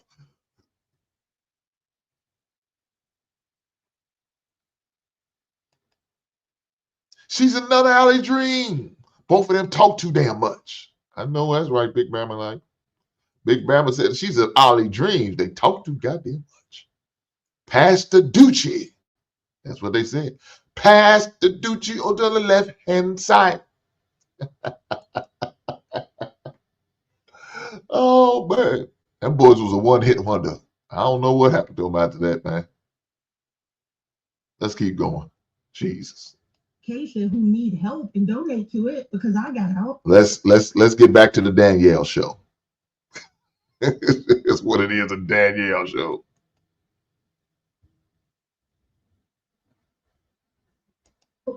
I know it's not on them. I know what I come from, and I know it's going to take all of us to put forth effort. No, I don't think it's okay just because your wife is cooking for you. It's a lot of people who wife's not doing that. It's a lot of women who don't even understand that that's the expectation. Their mom never taught them this. It's generations of women who never even had a man in their house. Y'all understand this? The grandma, the great grandma, the mama was never married. And we expect these offspring to be able to conduct themselves in a way that helps your son. It's not going to work like that. Somebody has to take the onus of it. The problem is, I think I said, well, shame on them for that situation, because guess what? You need to talk to elder women who need to be teaching these younger women on how to use it. But how can they teach it? My grandma, here, I'll give my personal experience. My grandma, hold on one second. My grandma, 1 second, and I will yield. My grandmother's mother passed away at 12. She don't have nobody to teach her that. Her stepdad brought her to Chicago. She don't have no women around her. She had my mom at 15 years old. My mom don't have no men around her. My mom had me. So it's like, yeah, you need to do this, you need to do that. How would a 15-year-old know that? Whose mother died at 12? Specific to that, she wouldn't. She would have to figure it out and make mistakes, like maybe having a baby with Pookie and seeing that's not the right thing to do. So what I'm saying is, we know that this stuff is wrong. We know we know where it comes from, but if we keep being the ones telling people what the problem is without tangible, actionable solutions, then you're a part of the problem too. And that's all I'm saying. I'm not saying you're right. I agree with you. I have a daughter. It's my responsibility to teach her that.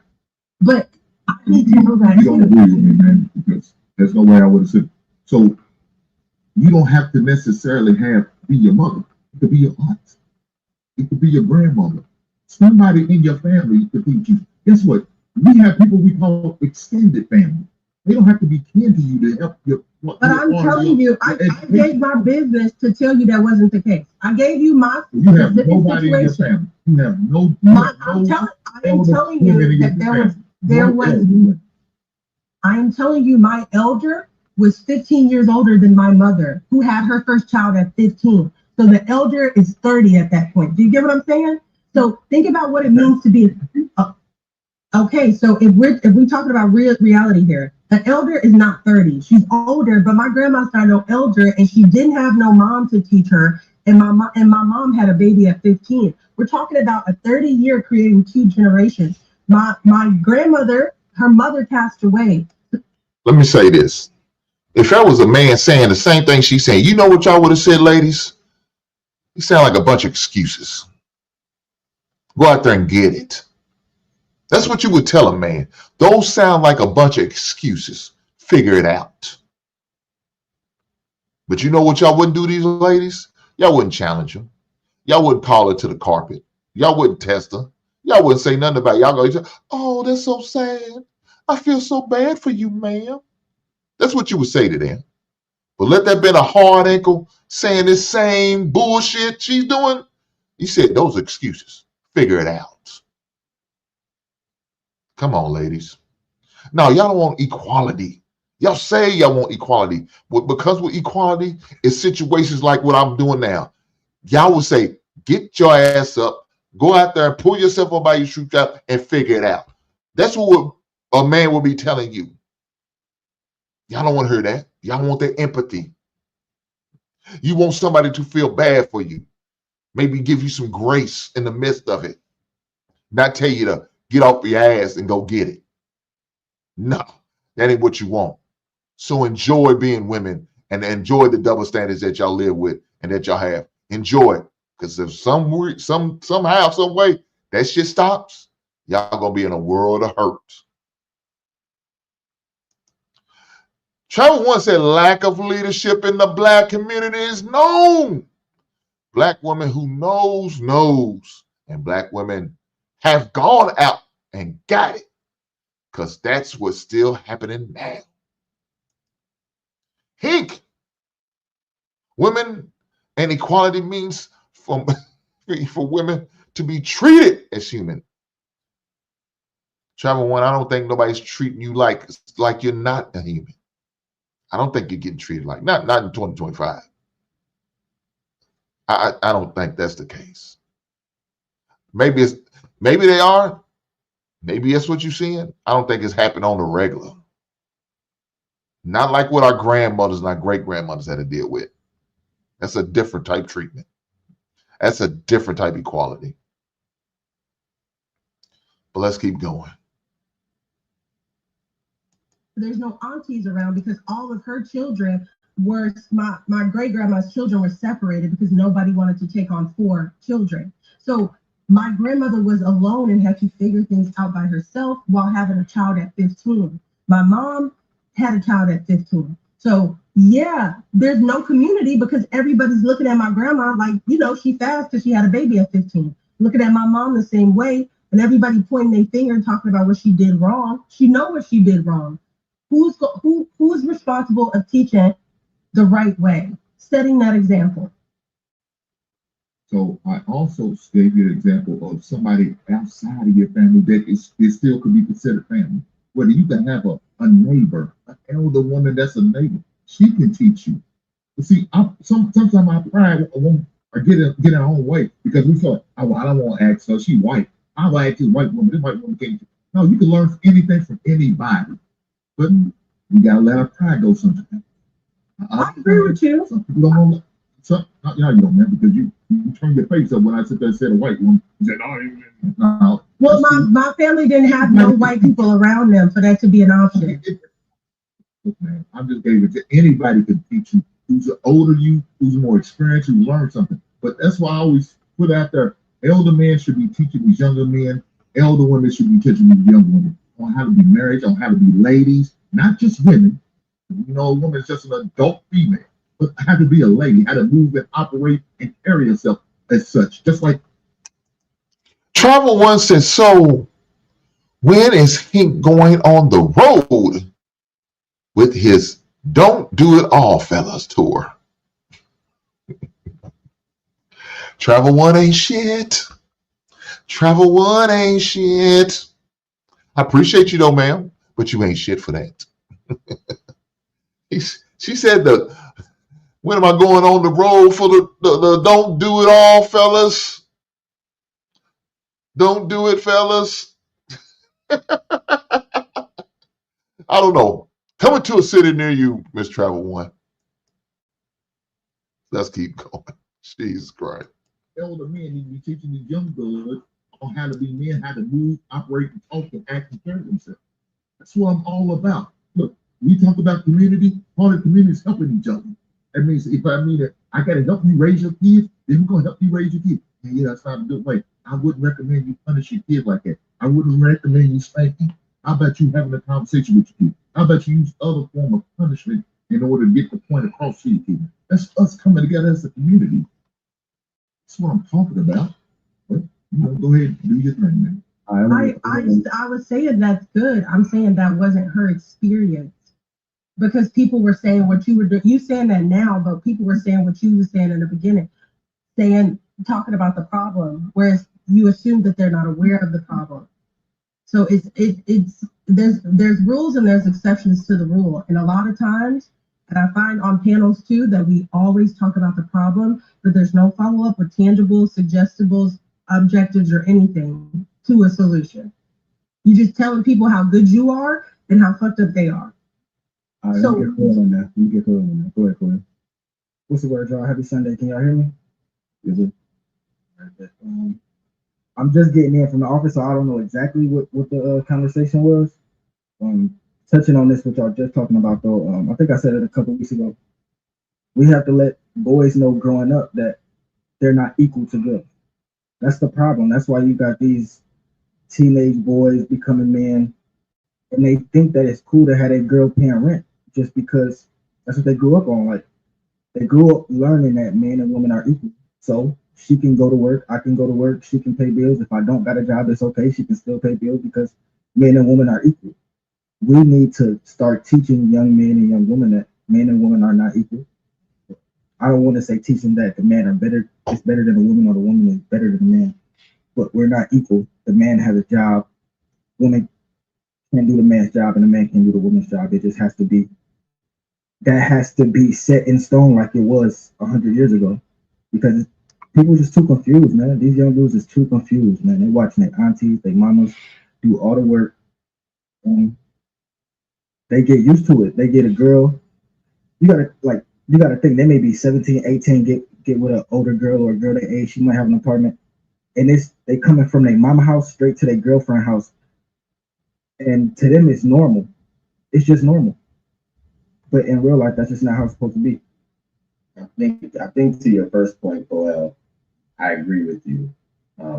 You set a very good precedent that we need to teach young boys that they're not like young girls. My only pushback with what you said is that, and you did say 100 years ago, things were like this. I think we still do not give enough credence to what it is now. What we have done ultimately from a business perspective, we opened up the environment to allow women to participate in the work. That's what we've done.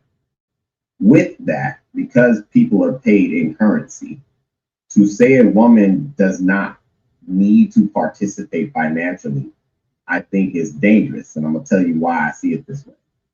Women tend to only respect what they contribute to. And it does not necessarily have to be financial. But for a young man to engage with a woman, that woman needs to be doing something. In Hink's example, Hink's woman is upstairs cooking. That's her job. I think young men need to be taught what you need from that woman, because women need to have a job, a function. Her function may be financial. Her function may be nurturing. It may be a combination of things. But to try to create this narrative that current day, that men need to alleviate women of any financial responsibility, I think it's dangerous. I wouldn't say alleviate them of their financial responsibilities. I would just say that they need to know that men are leaders. That needs to be taught because it's not taught anymore. It's just like everybody can lead themselves, and you know you can do it. No, men are the leaders. You know what I'm saying? Because that will instill in young boys that okay, I have to be ready to lead. Okay, I can't go get with this girl when I'm 17 and put a baby in her because I'm not ready to lead. You know what I'm saying? Like back then, there were certain things that you had to do before you were able to even get a girl. You know what I'm saying? Like, and that should still be the precedent. You know what I'm saying? Or if you jump the gun. Look here now. Quayle's gonna start backsliding. He's talking out of both sides of his neck. He did it before on the King's Talk. Now he's doing it on Sunday. We're gonna listen. We're gonna hear him out. But yeah, it's some crazy talk about to come out of his mouth. But before we do that, let's get to my buddy Travel One. She said, "Well, Mrs. Hink and Hink in the basement, enjoy the rest of your evening. Spring is coming. Is a rebirth in a cabbage patch. LOL. Just kidding. Enjoy."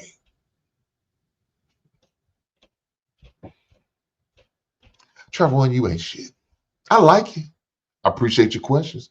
I appreciate you coming over here, hanging out. But you be saying some wild stuff, girl. You said some wild stuff tonight. But I'm going to let you slide because you're a beautiful person and I enjoy your company. I hope you have a great night as well. My man Ray. Shout out to my brother Ray. Man, if y'all haven't subscribed to Ray's channel, got a channel over, man, he's going to help you. He helped me and my wife. He turned me on to some Bitcoin. Shout out to that brother, man. Shout out to Brother Ray. And my wife says, "Good night, Travel One." Don't tell her good night. Tell her get the hell on.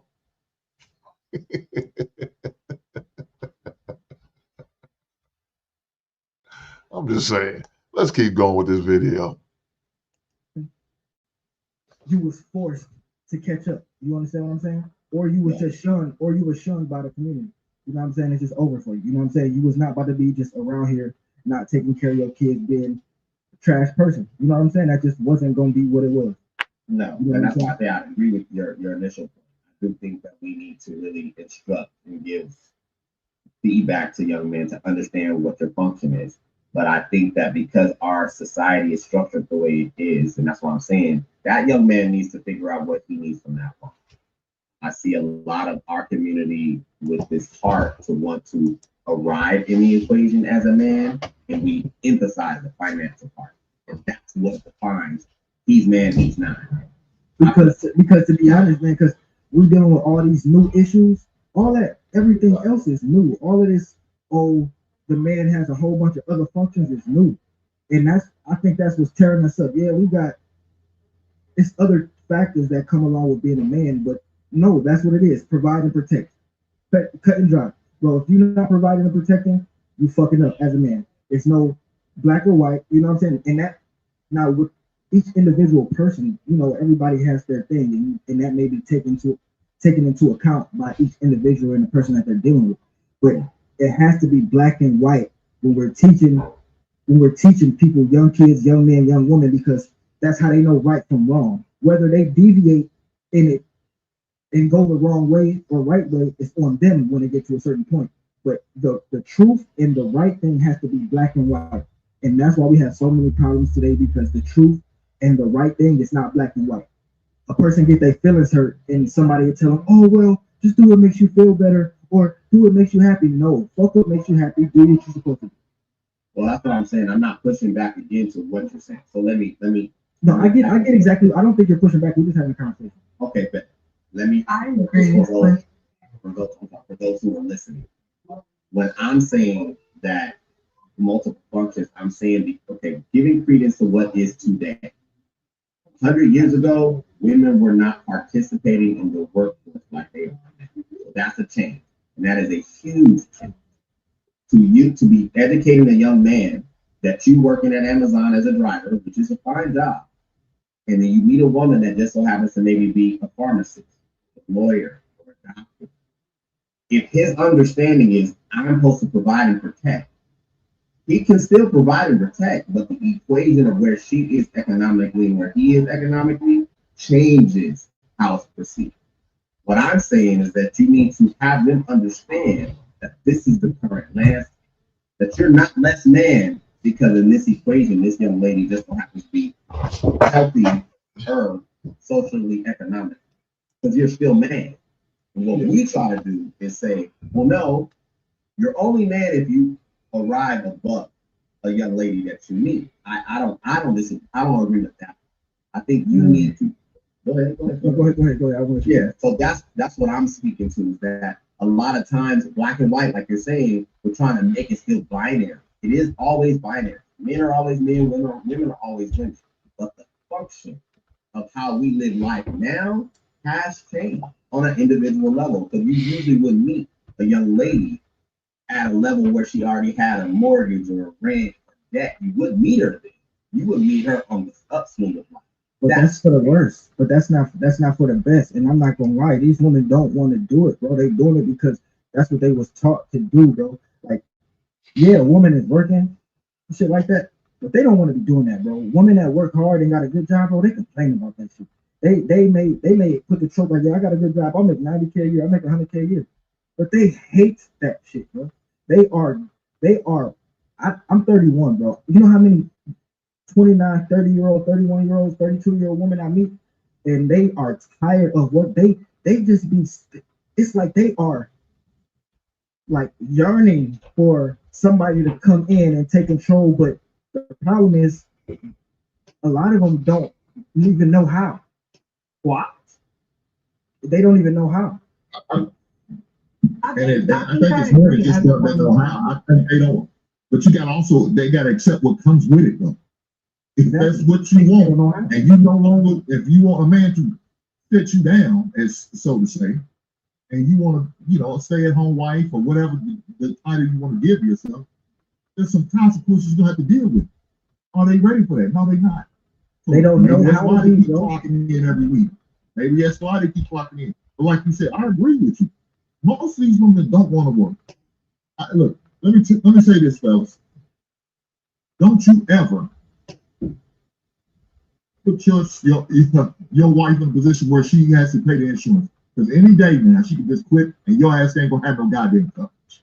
I tell me that all the time. She will quit and your ass ain't got no goddamn coverage. You try to go get a checkup, you can't. Why? Because your lady quit now, she unemployed. Now you ain't got no benefits, no goddamn. Fellas, don't do that. You to be the beneficiary holder, because we know your ass gonna clock in every goddamn day. You don't mind the blood, sweat, and tears. You don't mind putting on, goddamn, that man work hard the motherfucker. You don't mind putting on your steel toe boots and your hard hat and your lunch pail. You don't mind working. But that woman, every day, she catch that feeling. Yeah, I'm not going today. I'm done. I'm through working. Just like Joel said. They quit on you in a goddamn minute. Can you just say that again? Because I feel like that's all I'm trying to say, and maybe he's expressing it differently so it can be understood. But I think the nuance is that there's an expectation without a standard. Whereas like a long time ago, we knew what it was to be a man, and it was no ifs, ands, or buts about it. And there was also a pride in your ability to do that. Because people expected that of you, like fulfilling that responsibility was a part of the cycle of like the reward of it. Whereas now it is talked about as a burden or as like a life mindset, or as people are trying to deceive you, or like a woman don't want to work, she just want to take all your money. Like that's I also feel like, to his point, like I have a job, I make decent money. It's not something that I want to do, it's something that needs to be done. And it's like y'all have to think in the same breath. It's either I do not buy my house, I do not get a good credit score, and I wait on a man, or I do that because I still have to provide for myself. So to like True's point, I personally know that like it's a time to rent, it's a time to buy, so I don't judge based on that.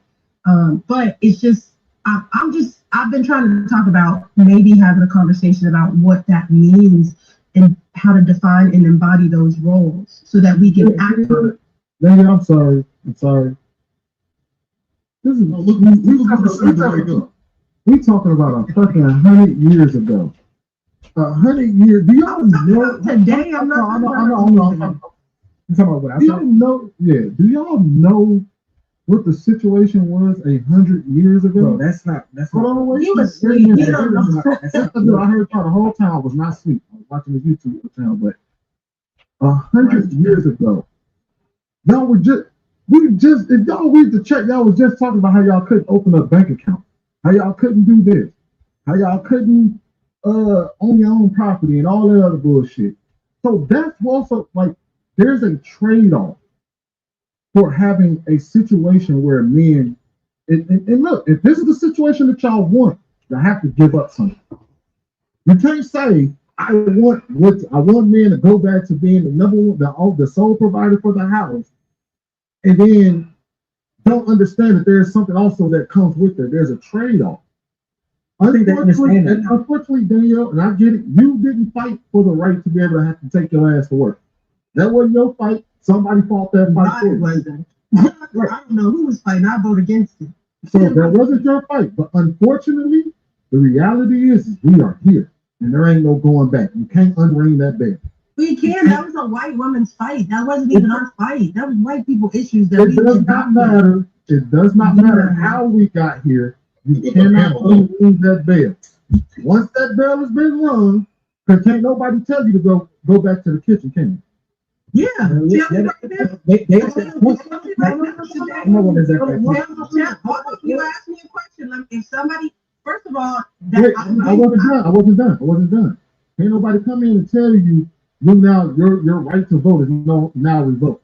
Yeah. Ain't nobody come in and tell you, hey, your right to own property is now revoked and it goes back to the man.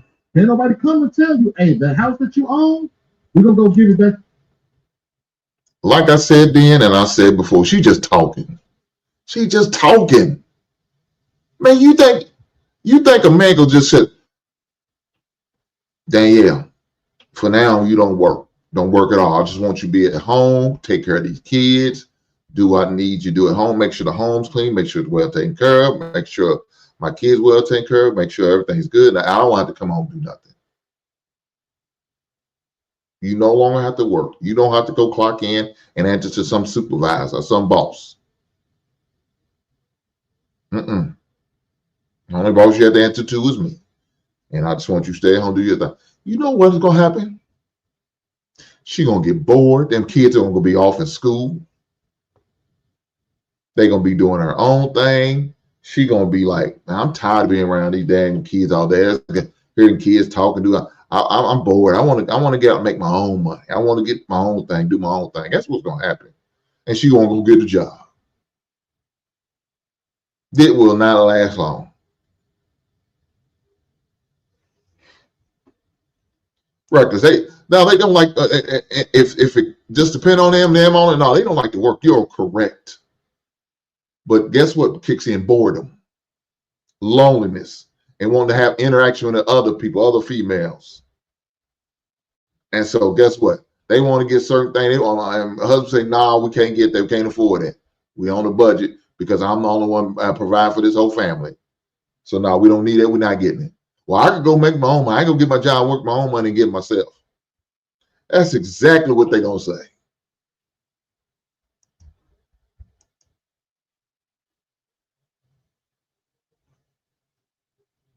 Like I said, Ray said, it's black women have always worked in this country. I agree. You'll argue over the right to start the bottom financially. Every other culture, women are out there hustling and building wealth with their man. Big Bama 44 said, I said it again, and I'll say it now. She's just a I leave dreams. Talk too damn much, and just talking. I agree, big brother. I promise you I do. Let's keep it going. Your husband, now you got to go work under your. I'm saying not necessarily to you, but to That's women. too extreme, bro. Don't be having this podcast, bro. It don't gotta be so extreme. And then Coel talking about that's too extreme. No, what if? What if? Do you think majority of women be okay with that? Forcing you to get back in the kitchen or get back in the house and be a housewife? No, they're not going, man. They'll do it for a while. They enjoy a kept woman life for a while. Until it gets to the point where they're bored, they have nothing better to do. They don't have no hobbies. They don't have nothing for the, and if you're a man and you don't have nothing for the woman, idle mind is a devil's workshop. I'm just saying, man. I'm just saying. But you make it extreme when you say that men need to go back to being a 100% provider and women shouldn't have to do that. Okay. No, I never said 100% provider. You said 100 years ago. That's what it was. Bro, I said we need to teach men like it was being taught 100 years ago that they are the leaders and that men are men and women are women and they are not the same. So this is where it gets a little blurry what Cordell was saying, because he's talking on both sides of his neck, man. He did say that shit, but let's keep going.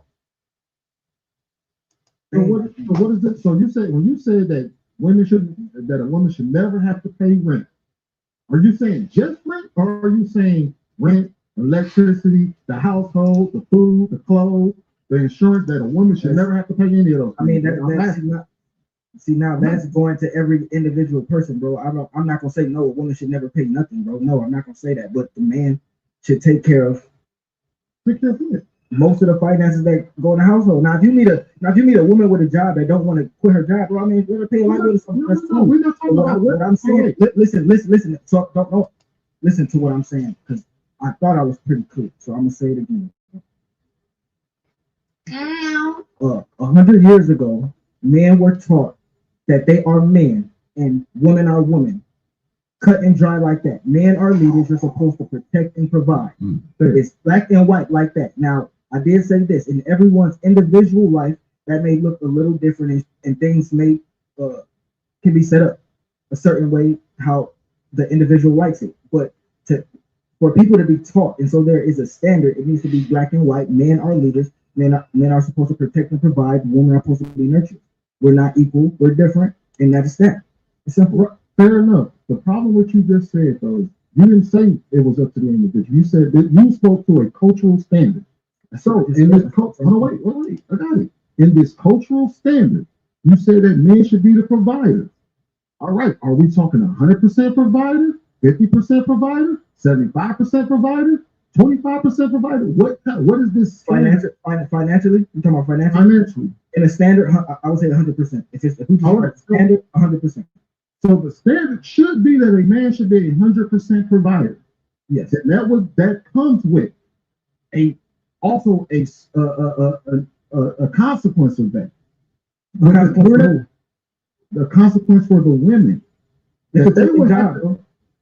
Right, but that comes with also the ability, because when you say that a man is 100% provider and that's the standard, that means that you have to go back to what also were the laws at that time, and that was you don't, bro. Wait. Yes, you do, because otherwise, it's also extreme to say that in today's time that a man should be 100% provider, but we didn't. It is extreme. We live in a world where 50% of the population is women, and they vote. Bro, I live alone in a two bedroom crib, bro, with a basement. Listen, bro. I'm 31. I live in a 2-bedroom crib with a basement, bro. I got my shit set up. Matter of fact, I moved tomorrow to a whole nother crib bigger than this, motherfucker. Excuse my language. But I got another room for kids. I got a room for a girl. I'm single. I can pay my rent by myself. If men really get their stuff together, bro, I can move a woman in here with no problem, bro. I'm not saying So we don't gotta go. So we don't gotta go. She don't gotta. Bro, you talking about she gotta sell the house and she gotta get, bro? That's too extreme, man.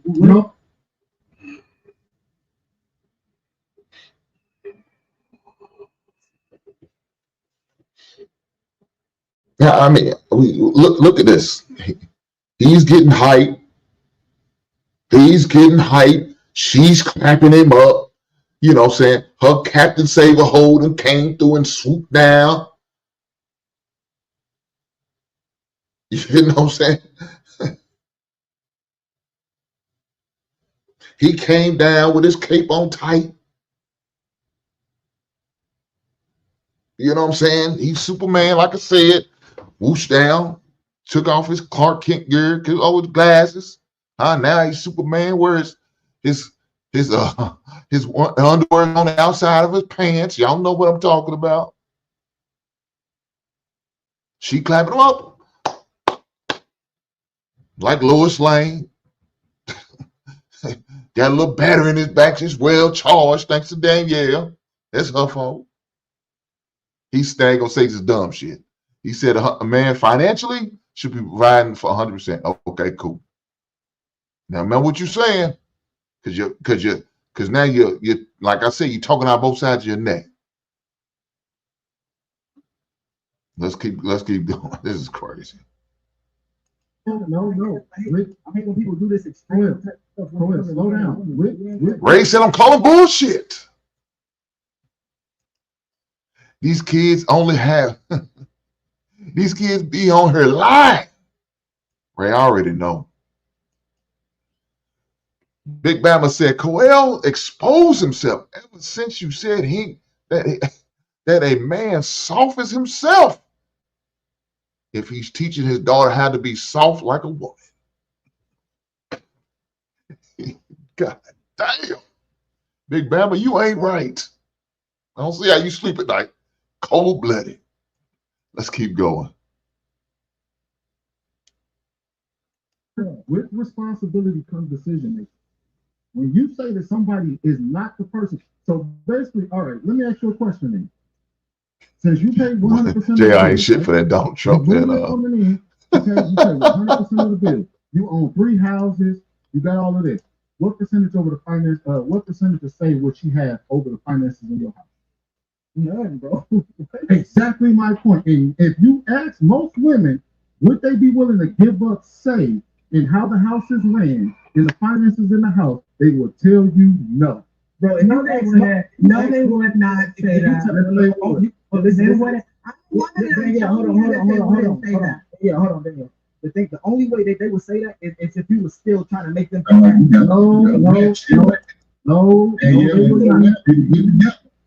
Hold on.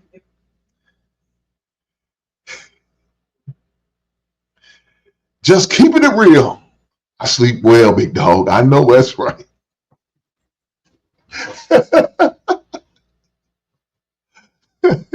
I know that's right, dog. If you're making them pay half, then yeah, they probably go. No, if you ask a woman, and listen, bro, listen. They support their man right now for that. Okay, listen. JR ain't shit for that. You're not hearing me. But now I'm talking about women. There's 2 men talking about women, and I'm trying to offer a solace in the middle of this. The issue that women. Yeah, let me help you out, man. We don't hear a goddamn thing you got to say, because what you saying is full of shit, like a Christmas turkey. Talking about you would accept that? Nah, you wouldn't. If you was a stay-at-home woman, you won't have some type of say so. Financial on how things move. Ain't no way you're gonna just sit back there and be mute and have nothing to say about the finance. You really gonna do that? He said they say, well, I want to go get my hair done. No, baby, you can't get your hair done this week.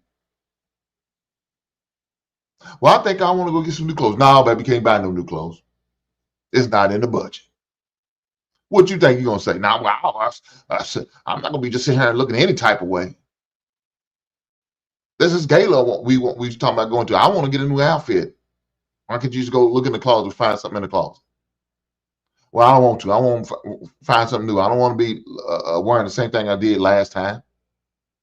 Think they're not gonna have to say something? You don't think she won't have to say so? You believe what she's saying?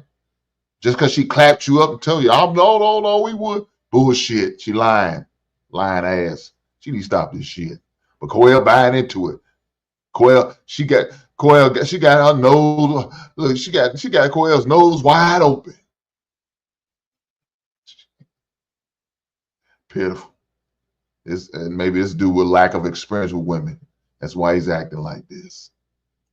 Their ass off and contributing, and a man still wants to be treated like a leader and given dominion over the household. Exactly. So women have pushback because it's like, if you're gonna be a man, then if you let me finish. So it's like I have been solely and 100% taken care of by a man and not paid one bill in the house ever. And I had a maid and a cleaning lady and a nanny. So I have had that experience, but I also still contributed to. I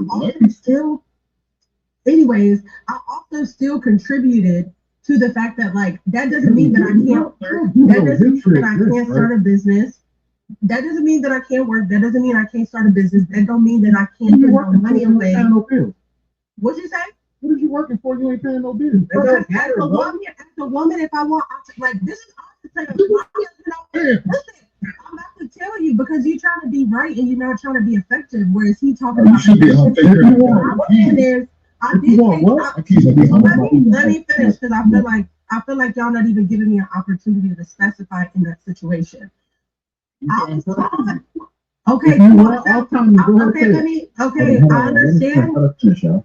I understand that I said. She said she had a cleaning lady and a nanny. What the? Let me ask you this, guys, ladies and gentlemen of the basement. She got a cleaning lady. She got a nanny. What the hell do you need all that for? You're not working. The reason why you say home, because you're supposed to be nurturing the kids, taking care of the kids, looking after the kids, make sure the kids good. Why do you have a nanny and a cleaning lady? You can't be doing that. Why them babies at school? You can't be cleaning house? Huh? What's going on?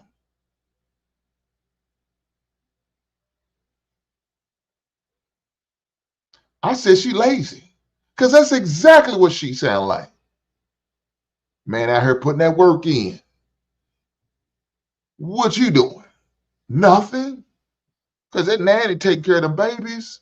Cleaning lady cleaning your goddamn house. What the hell is you doing? You're walking debt. You bring nothing to me. You give me nothing. You're a bill. You're a walking debt. You bring no benefit to the situation because you don't want to cook. You got to cook for that. You got a nanny. She also said her goddamn kids got a driver. What the hell is you doing? You're doing up a building more and more debt for me. You bring no benefits to me. You're not doing that for our kids because our kids are being monitored by another woman. Like I said in the show, you might be breastfeeding your goddamn kids. She got another woman's nipple in your kid's mouth. She's on another woman's bosom. Your baby is sucking on another woman's titty. Not even your goddamn milk, another woman's milk. Because your lazy ass ain't got time to do it. What are you doing? Twiddling your goddamn thumbs all goddamn day? What are you doing? You got a cleaning service. What are you cleaning? This is pitiful. Ma'am, ain't shit you could tell me. And this dude right here, Coel, co-signing that bullshit. You ain't got to explain yourself. Bullshit. I need you to explain to me what the fuck value do you bring besides bringing debt and you a piece of ass on a regular basis laying beside me. But shit, what I know, hey, he might be fucking that nanny too. And nanny probably giving up ass as well as watching the goddamn kid. Because you don't do shit for him. That nanny does more for him than you do. She said she had a nanny cleaning lady, but lives in an apartment, making $50,000 a year on her new job. Baby, she ain't got a job. She don't start till the 13th. This show was on Sunday. She don't start till tomorrow, supposedly. It's crazy. What man wants to invest with a woman like this? What man want to get with her? You bring nothing to the goddamn table. A soft man, that soft man talks for Coel. You ain't got to explain yourself. You should have had your cape on tight that night. Because of like the Jar Jar plugs and right. And when you straight up be calling me, loving me. On the under for the porn star that I be. Go get out of my face with that trick shit. You better try some more shit. Well, y'all don't know about that Captain Save. Oh, shout out to E40 in the clip.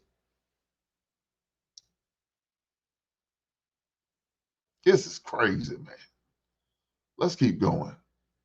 I'm crazy, but I will understand that there's this trope that True talked about where men, black men, or men are seen as like the epitome to be able to overcome and compensate and get through hard stuff in the same way for women. Whereas like in my marriage, it wasn't no expectation of like, I gotta work my ass off, he say jump, I gotta say how high. He thought it was his responsibility, and he was taught as a man that he wants his woman happy, and he wants his woman in a right mind so that I can be able to express and take care of him and my children without being stressed and postpartum and listening to a boss or bringing all of that drama and that energy home. So that was how he allowed me to do that. A lot of people have a problem when I say I had a maid or nanny because I'm a mom, but it's okay. It's okay to get it's okay to get help. And as far as like men who try to say like in this economy, it's hard for a man to be a sole provider. It's not, but the pushback that men have, the pushback I will say from a woman's perspective, who holds women forum and women one-on-ones and women groups, is the pushback is I gotta work, I gotta contribute, and you want to be seen as a leader, but not embody what a leader is. Thank you. And I asked a very specific question. I said, you said that you said that you wanted to be able to go to work, and I asked a very specific question. I said, what is the purpose of you working if you ain't paying no bills? And what was your answer to that question? My answer was that it's okay to put money up for a rainy day. And I'll say specific to me, I had my own business, and at one point, I was making more money than my husband. You know what I did with that money? I remodeled our backyard. And one day he wanted, he always said he wanted a walk-in closet, and I hired contractors to build that walk-in closet. Why are you paying for that? He's supposed to pay for that. See, you trying to prove a point. It's not about what he's supposed to pay for. That was how he defined that law. He did 100%. Hold on, listen. What I'm trying to say is, it's not. I'm not trying to talk over you. What I'm trying to say is, that wasn't a part. He said a man should protect and provide and take care of the house. A walk-in closet is not a part of that. And because I saw my husband, because I saw my husband go to work every day, come home every day, my kids had everything they needed, and I was able to be around and take care of my kids in my household. Of course, if I'm bringing money in, I'm going to do something for him. That's called an internal and exchange within partnerships. It's not all about being equal. I know that it's different roles, and I'm okay with doing that. It's not, I feel like when you say women approach ego, I'm not being egotistical like my man better. No, this is something he takes.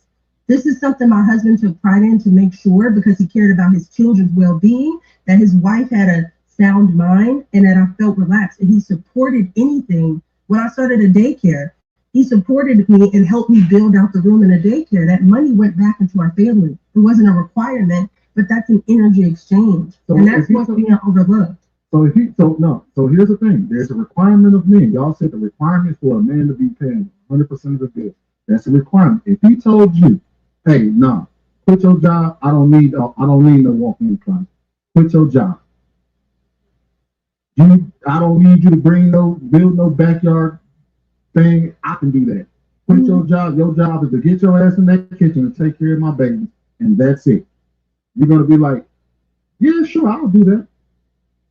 I think this goes to Quayle's point that you're talking in extremes, whereas I wouldn't be married to no man who had that expectation to begin with. And the reason, let me tell you why. I'm not saying that that's wrong or right. I'm saying the reason being is I give literal examples of my life so that we don't have to be extreme or play hypotheticals. My husband didn't have that expectation before he was my husband, which is why he was my husband. And the expectations he had of me, he saw them in me, which is why I was his wife. So my husband, why not? My husband, I wouldn't marry somebody who had an expectation of me Whereas what I wanted to do didn't matter, and what he said mattered. And what we didn't. Let me answer. Would I marry somebody? Our volumes and our communication matters. We don't feel like we could tell each other what to do. I never told my husband he was going to be responsible for the bills. He said that was something. So, Coel, that same hypocritical talk you was talking, she ain't living by nothing like what you saying. She said, you're not going to tell me what to do. If I want to work, I go and work. If I don't want to work, I won't work. I'm going to do what I want to do. That's not the expectation. If somebody tries to say it, I'm not marrying them. Okay, that's fine. But Coel, all what you was sitting there saying, she's not living up to. You said they don't want to work. She wants to work to get extra things and do this and that. It's not my obligation to put money into the house. Yeah, I'm going to build a walk-in closet or fix the backyard, but that's a one-off. That other money I make, well, I do what I want to do with it. The hell with it pouring into the household or investment, nothing like it. No, I ain't doing that. I'm not going to just stay home and take care of the kid. You had a nanny, ma'am. You had a cook, ma'am. And he goes, hey, don't let him shame you. You sound like a goddamn clown, dog. Come on, man. That sounds like some clown shit. And he all for it. Don't let him shame you, baby girl. Sister girl, don't let him shame you. You ought to be shamed. Shamed off this goddamn plane with that bullshit ass conversation. Dude, I see why. Let me tell you this. I see why the dude didn't last with you. Because he got sick of your ass. Probably because you talked too goddamn much first day first. But then he got her working hard, doing what he needed to do. Shit. He got sick of your ass. You was a goddamn a dead weight. You was an anvil. That's what your ass was. A walking, talking too much ass anvil who didn't do nothing but weigh that man down. He said, man, I'd rather be on my own and deal with these kids and then pay you child support than to deal with your stanky ass.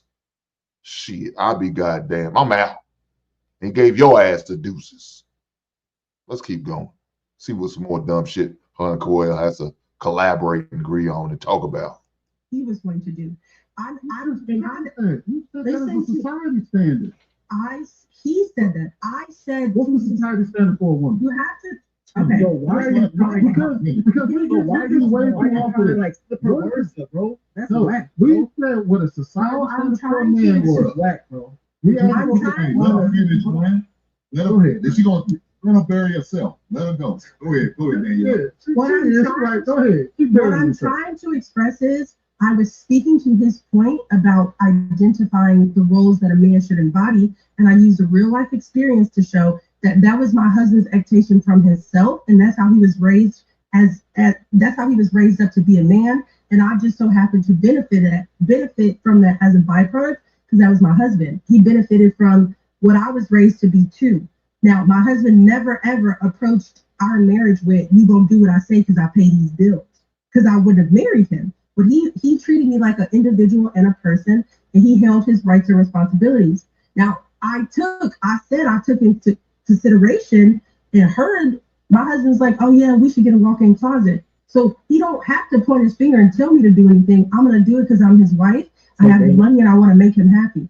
So Danielle, like I said before, it's black and white. We should just be teaching the younger generation that men are protectors, leaders, and providers. That's black and white. So can you tell me as a woman, what should we be teaching younger women that's the woman's part, the woman's job, black and white, cut and dry? I think patience, understanding, partnership, and how to define character and values. I think that would that didn't have nothing to do with what you're gonna do for him. Trash. You said, I'm sorry. No, wait. I misunderstood your question. Because the man protects, leads, and provides for the family. That's his role. You're saying what should a woman do for a man? The man, the family, the kids, her husband, all that. What is her job? What's her job? I misunderstood your question, so I do apologize. I think the responsibility and job as a woman is to love and take care of and nurture. That's what I think. I think those three have been, at least in my relationship and how my family taught me, I was responsible for being able to nurture and love, the love, the nurture, the energy inside of the household. Can I add one more to yours and see if you add one more to yours and see if you agree with me? Can I add one more to yours and see if you agree with me? Yeah, you can. I would say you said be patient, but what about be a patient follower? Because men can't be leaders without followers. True. You know? And women are taught now that they got to be leaders and lead themselves. True. So would you agree with that? I agree. A lot of women need to figure out how to, and I will say this is women, especially Black women in our community. I think a lot of times when we lead with fear, we're not trusting, and we don't understand that leadership takes trust and patience. So I have to be willing to have enough patience to give you opportunities to prove that I can trust you. And you might mess up along the way, but having that patience to understand that, it's okay. So that's why when you follow him, he got it because it's trust in him. Yeah, because leaders mess up too sometimes. We're not always right. Let me say something, because what she's saying, but like I said, it was crazy. Before you defended that bullshit, said it's not crazy. It is crazy. It's not no bullshit. This is a bunch of bullshit. I know. She said one of the things as a woman is to nurture. How can you be a nurturer when you got a goddamn man? How can you be a nurturer when you got a great question? You're not nurturing shit. You let another woman nurture your babies. So what the fuck are you want? What are you doing? You're not doing shit for me but being a goddamn burden. A financial burden. She's buying the get any money into it. That's what she did. He's trolling you. He's trolling you with the internet. Hold on. Let me finish. Hold on. And you sound like a goddamn stiffing ass motherfucking dude. I ain't no shit, man. Shit. God damn, you sound off the bill. Let me finish. Yeah, relax, man. She's not in agreement with nothing what you say. She's talking about getting a nanny. She nurtured my children. You getting a goddamn nanny. She's probably been breastfeeding my goddamn kids. She don't even want to put a goddamn kid in my baby's mouth because she's letting somebody else do it. That's some bullshit. So you want to be a stay-at-home wife and you want to hire a cleaning service and a nanny. Do you even cook? Or do you sit there and order DoorDash all the goddamn time? I don't need you in my goddamn house. If you ain't your help, you don't house. That type of woman is not beneficial to a man. But yet you sit there and say, well, I nurture for a man. You're not doing that because you're lying. You telling the man what you would do, but when that man says I do, and you tricked his ass into marrying your ass, you ain't gonna do none of those goddamn things. Because you're gonna add a added burden by hiring a nanny and a hiring a cleaning service. But you're staying home somebody who has the money. You're just you want the nanny to take care of your kids. That sounds crazy to me. You watching a nanny take care of your kids while you sitting at home on the couch eating bonbons, watching Days of Our Lives. I want to respond to that because that's a great question, and I want to tell women this. Because I had 3 children. So guys, I want y'all to hear this bullshit. Now, this is what I had 3 children. Here we go. 3. Dude, I watched women with more kids be able to take care of them kids and still maintain a goddamn job. But I had to get a nanny. I had to get a cleaning service. My kids had to drive. What are you nurturing? When do you have time to nurture kids? Because the nanny's spending all the time with them, taking care of them. The cook is cleaning for you motherfuckers. What are you doing? The cleaning. What are you doing, man? Like I said, you're burning. You're walking anvil. You bring nothing. No wonder why he left your ass. Again, you probably wasn't giving up the goddamn ass. He had to get that from a goddamn. He probably hired somebody to do that too. What the fuck are you doing?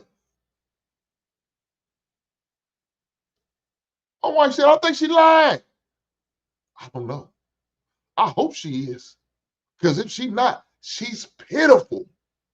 What man's going to buy and invest into that? I tell you one man that will. That guy right there. His name Coel. King of the goddamn simps / Captain Saber hoes. He ready to swoop down and save her ass. He gonna take you and your 3 goddamn kids and he gonna bail you out. He gonna be 100%, right? He can just move a woman right in. Her and her goddamn kids. Clowns. Unfortunately, there's a sucker born every day. The reason my family could afford to get a nanny and it not be a financial burden was because of the fact that I wanted to show up for all of our children. When you have 3 children and they grow up and sometimes they feel like mommy paid attention to the youngest more and mommy missed my game because of this, we decided we could add a nanny in there. And that way when my son had a soccer game, I didn't have to focus on breastfeeding my children, which by the way, I breastfed all of them, and they had vegan diets and they had organic food. And yeah, I did have people doing the shopping too so that I could focus more on my husband and my children individually so they didn't feel less than. So yeah, it's okay when you have What's going on, brother Nidish? It's okay. It's okay when you have a different mindset and a financial responsibility to do that. That's okay. And a lot of people don't understand that. But that helps. All right, hold on, Daniel. Truth, want to ask for what's going. Yeah, so just curious. Mm-hmm. Your overhead, mortgage or rent. How do you believe they came to determine how much you should be paying for your overhead? This is crazy, man. Okay, I asked that. Now we gotta listen to his lying ass. Talk about he don't know.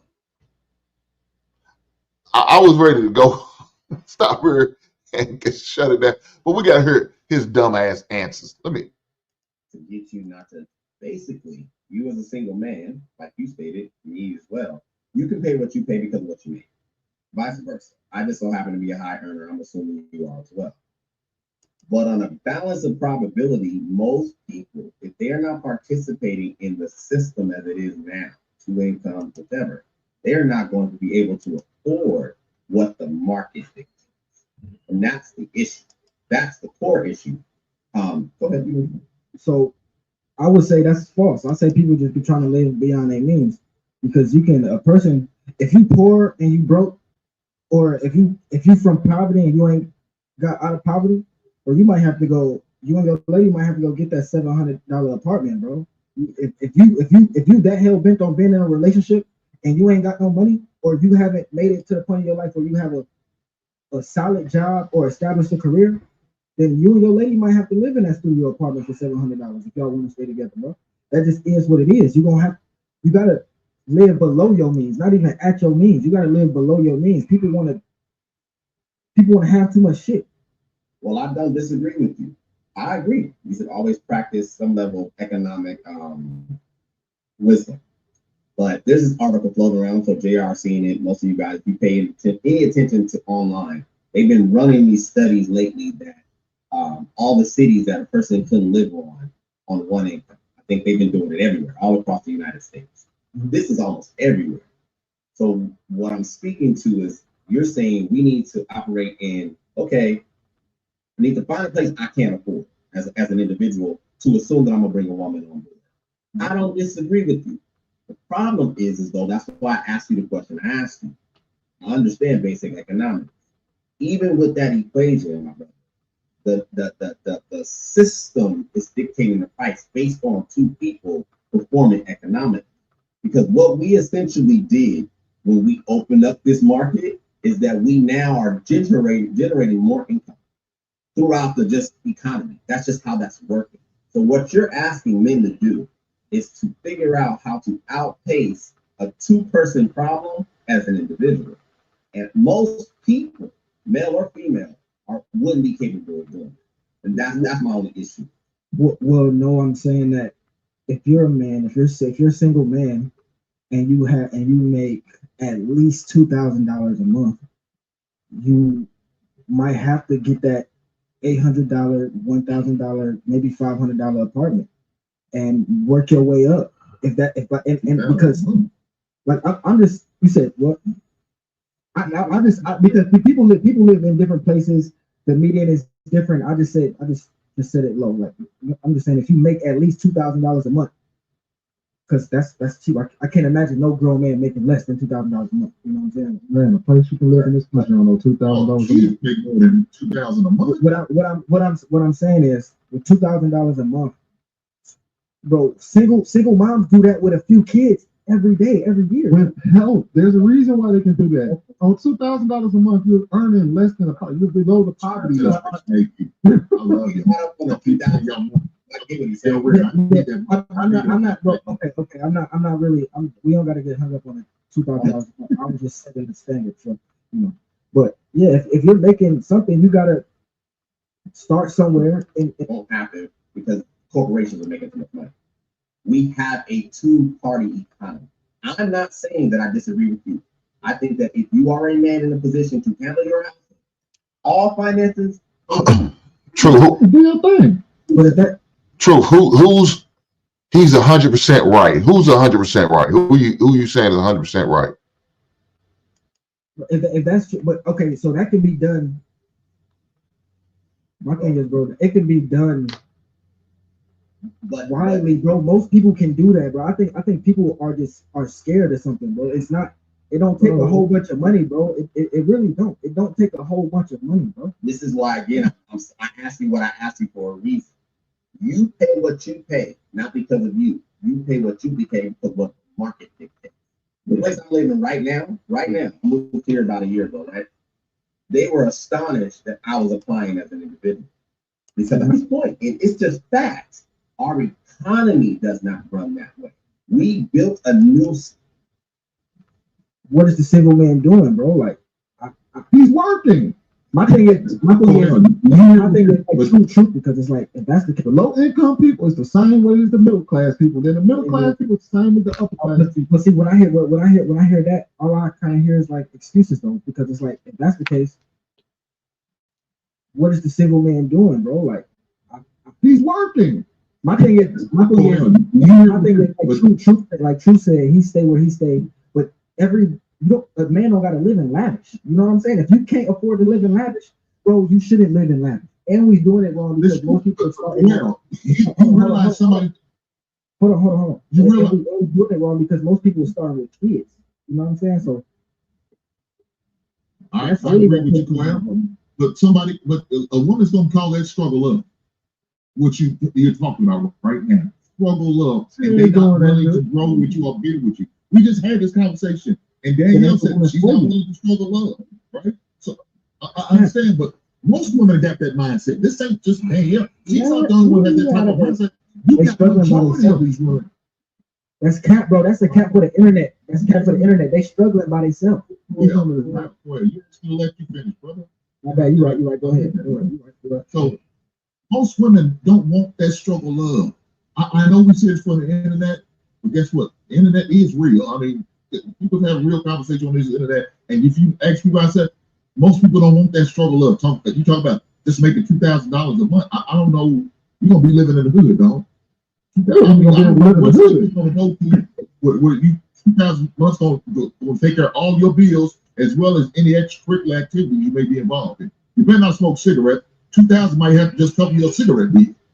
I'm just saying. I wasn't setting the standard at 2,000. I was just saying if a man make at least 2,000, you know, if making something, because I couldn't imagine somebody making less than that. But that's all it was. But I think we need to give credence again. If you just run the numbers, that's all I would ask. If it's 2,000, okay, I got you. 8,000 a month. The market is being dictated because the market is set up for dual income households. That's the market. This is the market. Then a man needs to find a place that he can afford just on his income. Whatever his income is, he needs to live there. And if he can't find a woman that is comfortable with that, then he don't need to be with her. And that's where we fucking up at. Excuse my language. I know it's Sunday, but it's That's what we messing up at. People are living out their means, even dating. People dating out their means. If you know that this girl is don't got a job and she gonna want her hair done and her nails done every couple weeks or every month, bro, maybe you can't afford her, bro. Fair enough. Let me ask you a question, Joel. All right, I got a question for you, bro. All right. So let's say I accept your premise, right? That you got to learn how, you got to be able to find this apartment on two. I know I'm about to use the $2,000 a month thing. You don't have to use that. I was just saying. Hold on, wait. Let's just say for the sake of argument that we take the 2-person income thing out of it. We do know that for the most part, on one income, you can barely afford a studio apartment in this country. And we talk about average income. We talk about average income, if not average or worse. I'm not talking about somebody at your financial level. We know that the average income in this country, specifically for Black people, is 47, is like 52 to 43,000 respectively. Bro, you know how much that is? Wait. So, fair enough. And you said if a woman ain't vibing with that, then you just shouldn't be with a woman. What if I told you that most women wouldn't be vibing with the struggle of living in a studio apartment with a guy to try to build to raise children? You said the median for Black people was what? It's 30. It's 40. The average respectively, I think it's like 46 for women, 52 or something like that for Black men. For Black, yeah. So 1,000, 42,000, 52, bro. And I live in Michigan, bro. I live on the outskirts of Detroit, bro. You can, for $1,500 a month, bro, you can get a 3-bedroom crib or a 4-bedroom crib, a 2-bedroom crib. If you got $1,500 a month and it's just you and your girl, bro, you can live downtown. I don't say no, you can't do that. But you can live on the outskirts, right outside of downtown. You know what I'm saying? Or you don't even got. You can live in the burbs for $1,500 a month, bro. $2,000 a month. That's what I'm saying, bro. Y'all tweaking, bro. Y'all are tweaking. You talking about $50,000? Yeah. You know how much do your bills cost you per month? Roughly about 30 to 3,000, 3,500. He has no idea. He has no idea. And this is part of our problem as Blacks, man. We don't believe in a budget. We believe in living by the seat of our pants. They always talk about generational wealth. You want to know how to build generational wealth?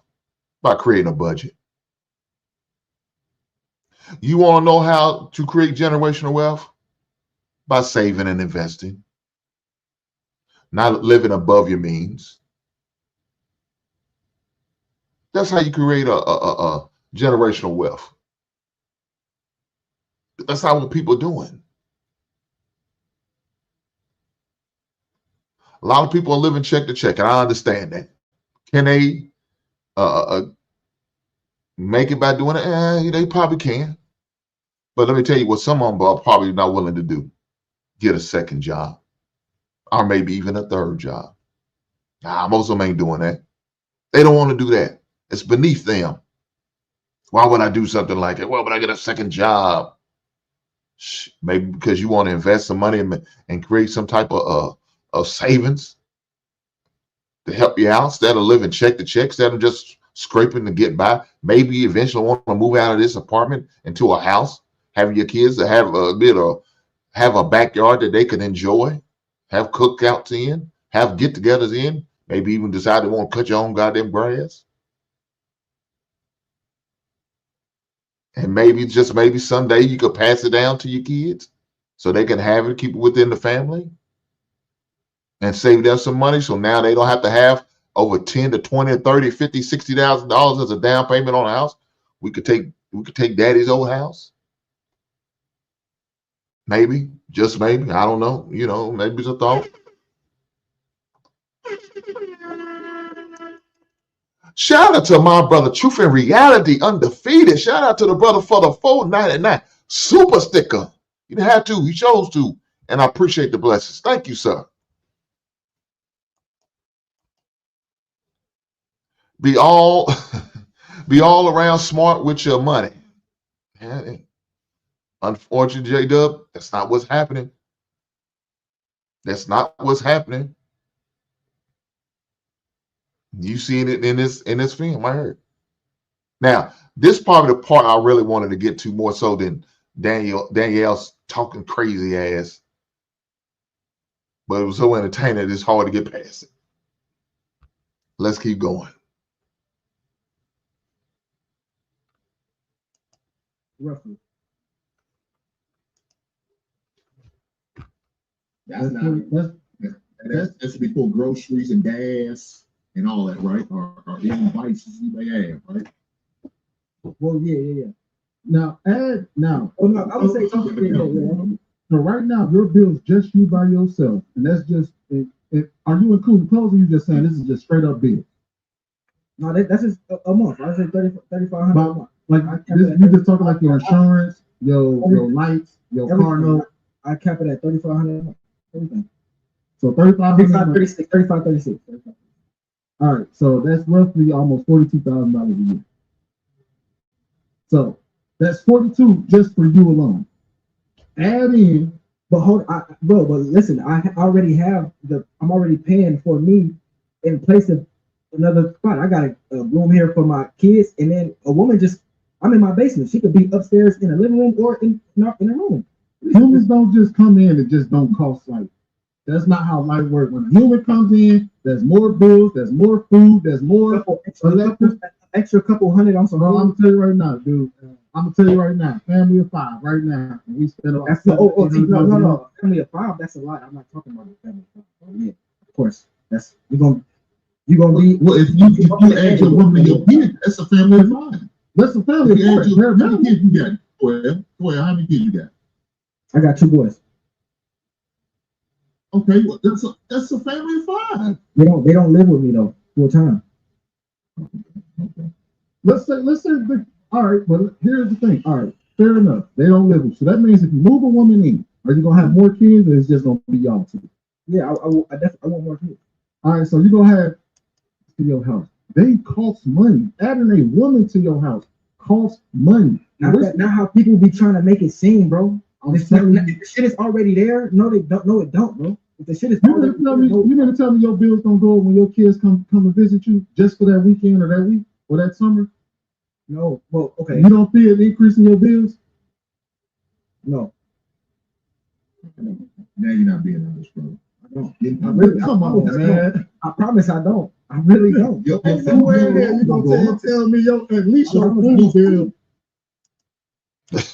Dude just be talking. First of all, he don't even know what his budget is. He don't have a budget. He don't know what his bills are. Coel's one of those dudes I was talking about, flying off the seat of the pants, have no idea what his monthly income is. He probably has no idea. None. I don't think he probably knows this on the steady his rent and whatever car payment or something like that. He has no idea.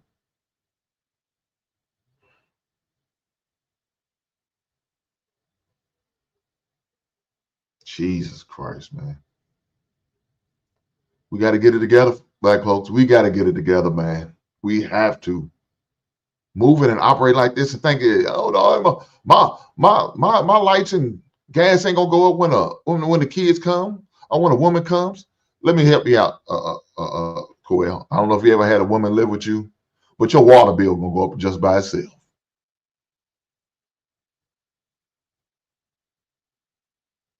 Water bill. My wife takes long ass showers, and don't let her get in a tub. We in trouble. Please believe you me, they not gonna want you to eat at home every night. You gonna have to eat out sometimes, and if you got to eat out, that means them kids gonna eat out too. You don't think it's gonna go up? Depends on where you eat. Now I don't know. You maybe eat go grass, so you're gonna eat all you can eat. That ain't gonna fly every time. And most of these women don't want to keep eating Golden Corral. Oh, Charlie's. They that 10 for 10 meal. They come on, man. A lot of these women are materialistic. They want to eat out at a nice restaurant every once in a while. So even if you go once a month to a real nice 5-star type restaurant, that's a $200, $300 bill almost. Don't mess around and get drinks. You get $200 bill. That may be with the tip or before the tip.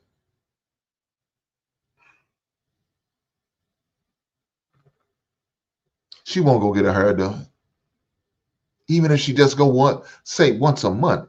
My wife get her hair done $120.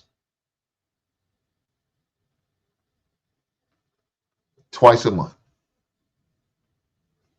Get her nails done. That's about $20 to $30 to $40 a pedicure and manicure.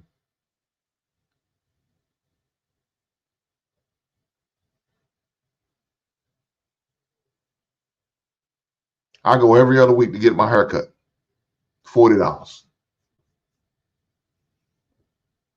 My wife go one time to get her hair done. Same cost it does for me to get a haircut. And that's for the month. For every other week. Twice a month. Her one sit down, it costs more than my two. Come on, man. Any toiletries they need, that costs. That shit ain't cheap. If you got daughters, they don't use the same type of toiletry. She might not use the same pads as your woman does. So now you're getting two different set of pads. That shit costs. She wants special type of deodorant because she's into that natural type deal. That costs. My wife says, I have a lot of hair, Hank. They charge you by the thickness and the length. Ain't that a bitch? I'm just saying, man. Don't let her mess around and have dreads.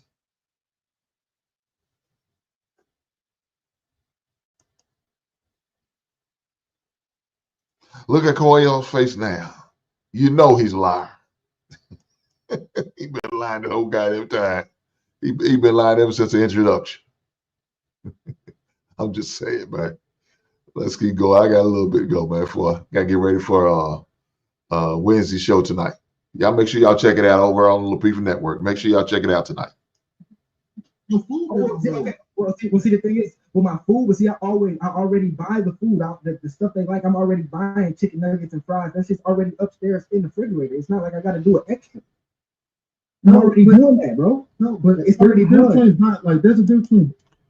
This man talking about buying some goddamn dino nuggets and fries and think that's gonna appease the kids every night in, night out. The kids don't get tired of eating dino nuggets and fries and microwavable pizzas and TV dinners. You think you talking about? Maybe you need. Look, man, you think a woman gonna want you to move them into an $800 apartment? Do you realize where you gonna be living at? Your apartment just $800.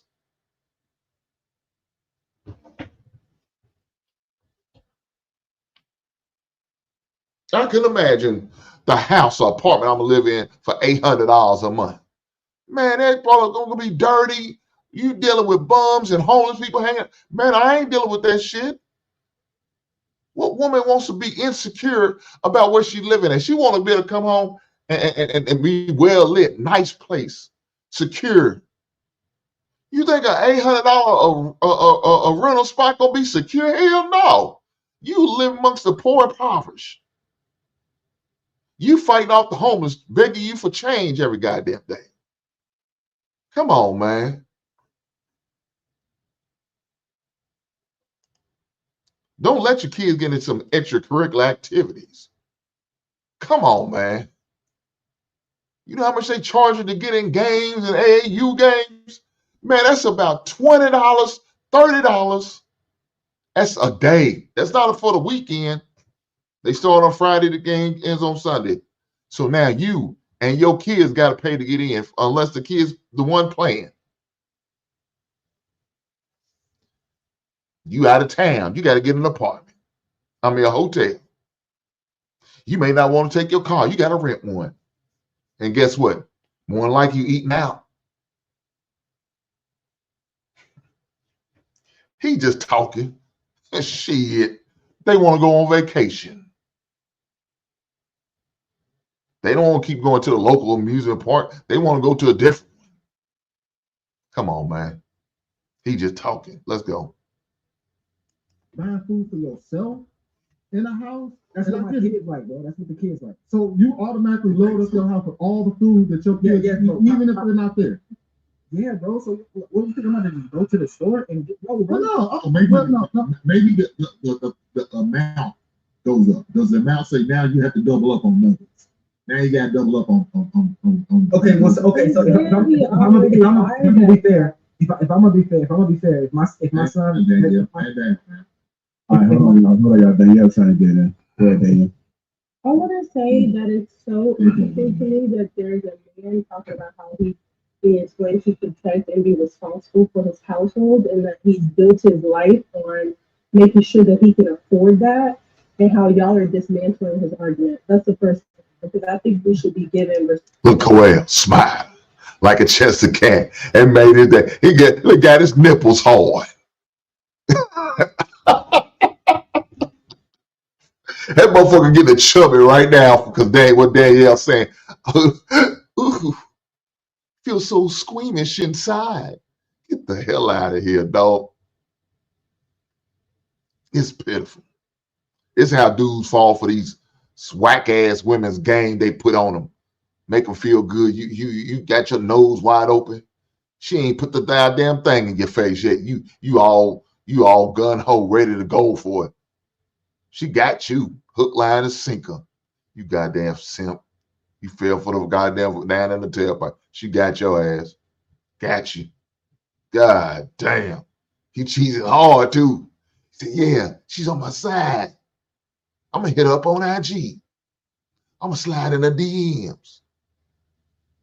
God damn.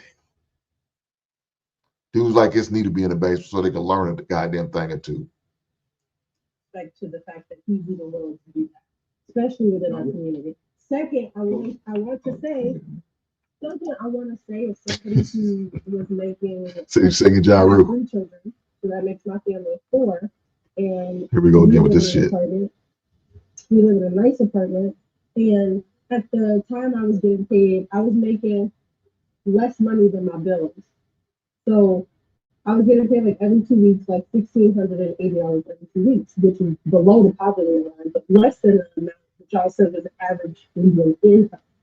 So it is possible, and I think y'all are trying to dissect his argument or his point, but what he's saying is that he made sure that he already has the space in the room and the income to pay for what's going on in the house. No, man, we call him on his bullshit. That's what we doing.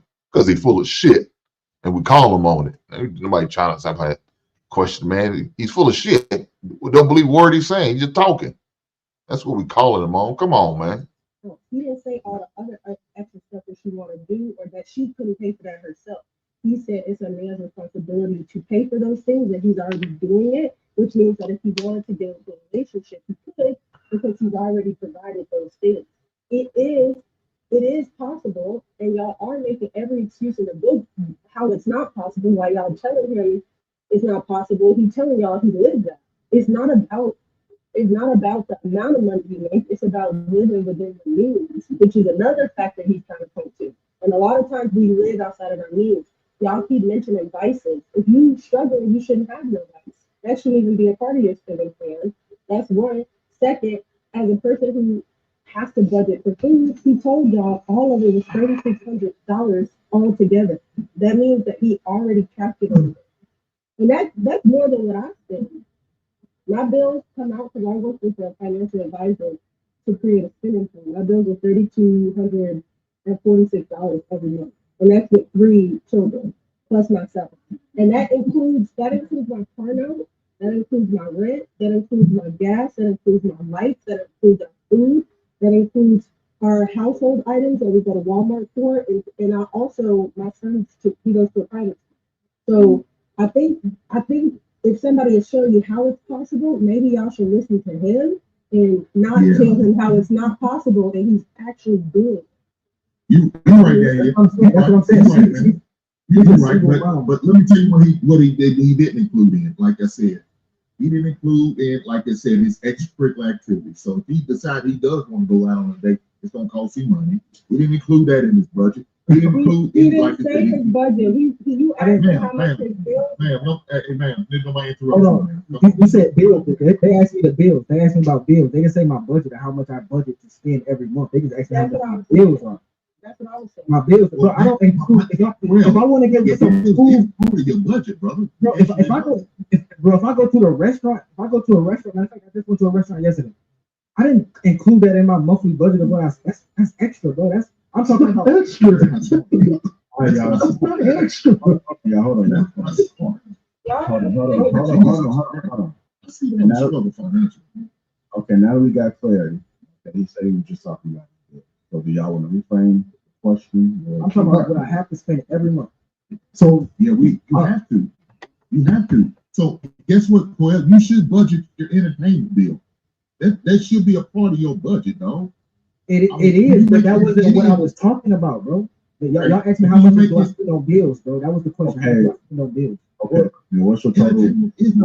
What's your total monthly? Hey, y'all why y'all trying to get into my finances, bro? Because you made the claim, so you know you. They asked me how much I pay, how much my bills is. I said, how much I pay. Going around in circles with the conversation about what you said. So we can, No. They asked me. Move on from it. They asked me a specific question. They said, "How much do you spend on bills a month?" I said $3,500 to $3,600 a month. So they didn't ask me how much do you budget for everything else. They said, "How much do you spend on bills?" I'm getting sick of him, man. Right, so actually, I did try to ask it. I'm sick of hearing this bullshit. Let me say this, man, before I get up out of it. Jesus Christ.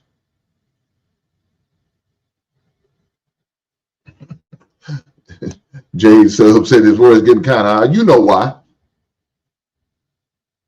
Them tender boys, that's how they talk, man. He gonna start screaming like a little woman. Start windmill while he's fighting. God damn, man. This is crazy. I just don't understand it, man.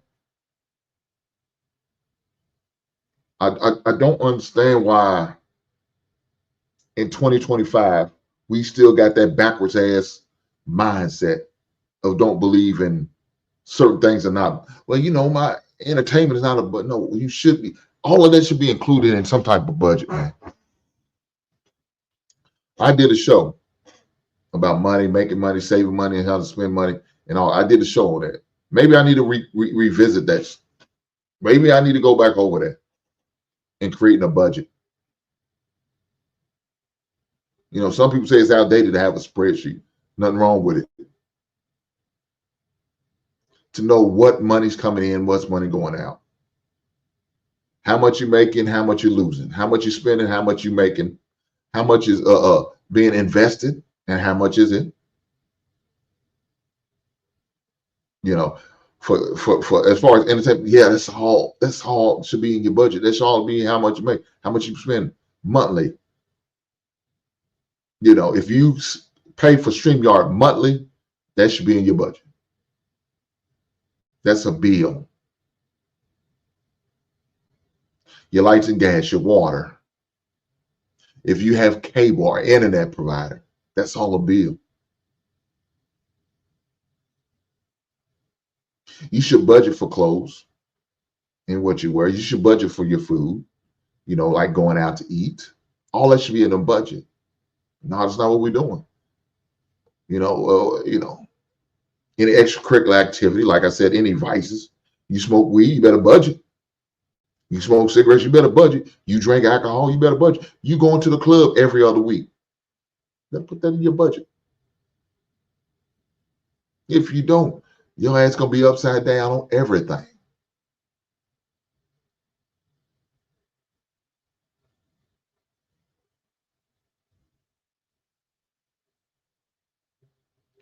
Again, I had to do the show, man, because it sounds crazy just listening to them two, Coella and Danielle. Maybe they need to get together. Hopefully they do. I'm about to ask my man, did you hit up in the DMs and get with them? Y'all sound like a beautiful couple. Because y'all both sound delusional and crazy. With that being said, I'm going to get up out of here. Guys, I appreciate you hanging out with me tonight. Continue to tap in with me, continue to rock with me, and I will catch you on the next one. Right on.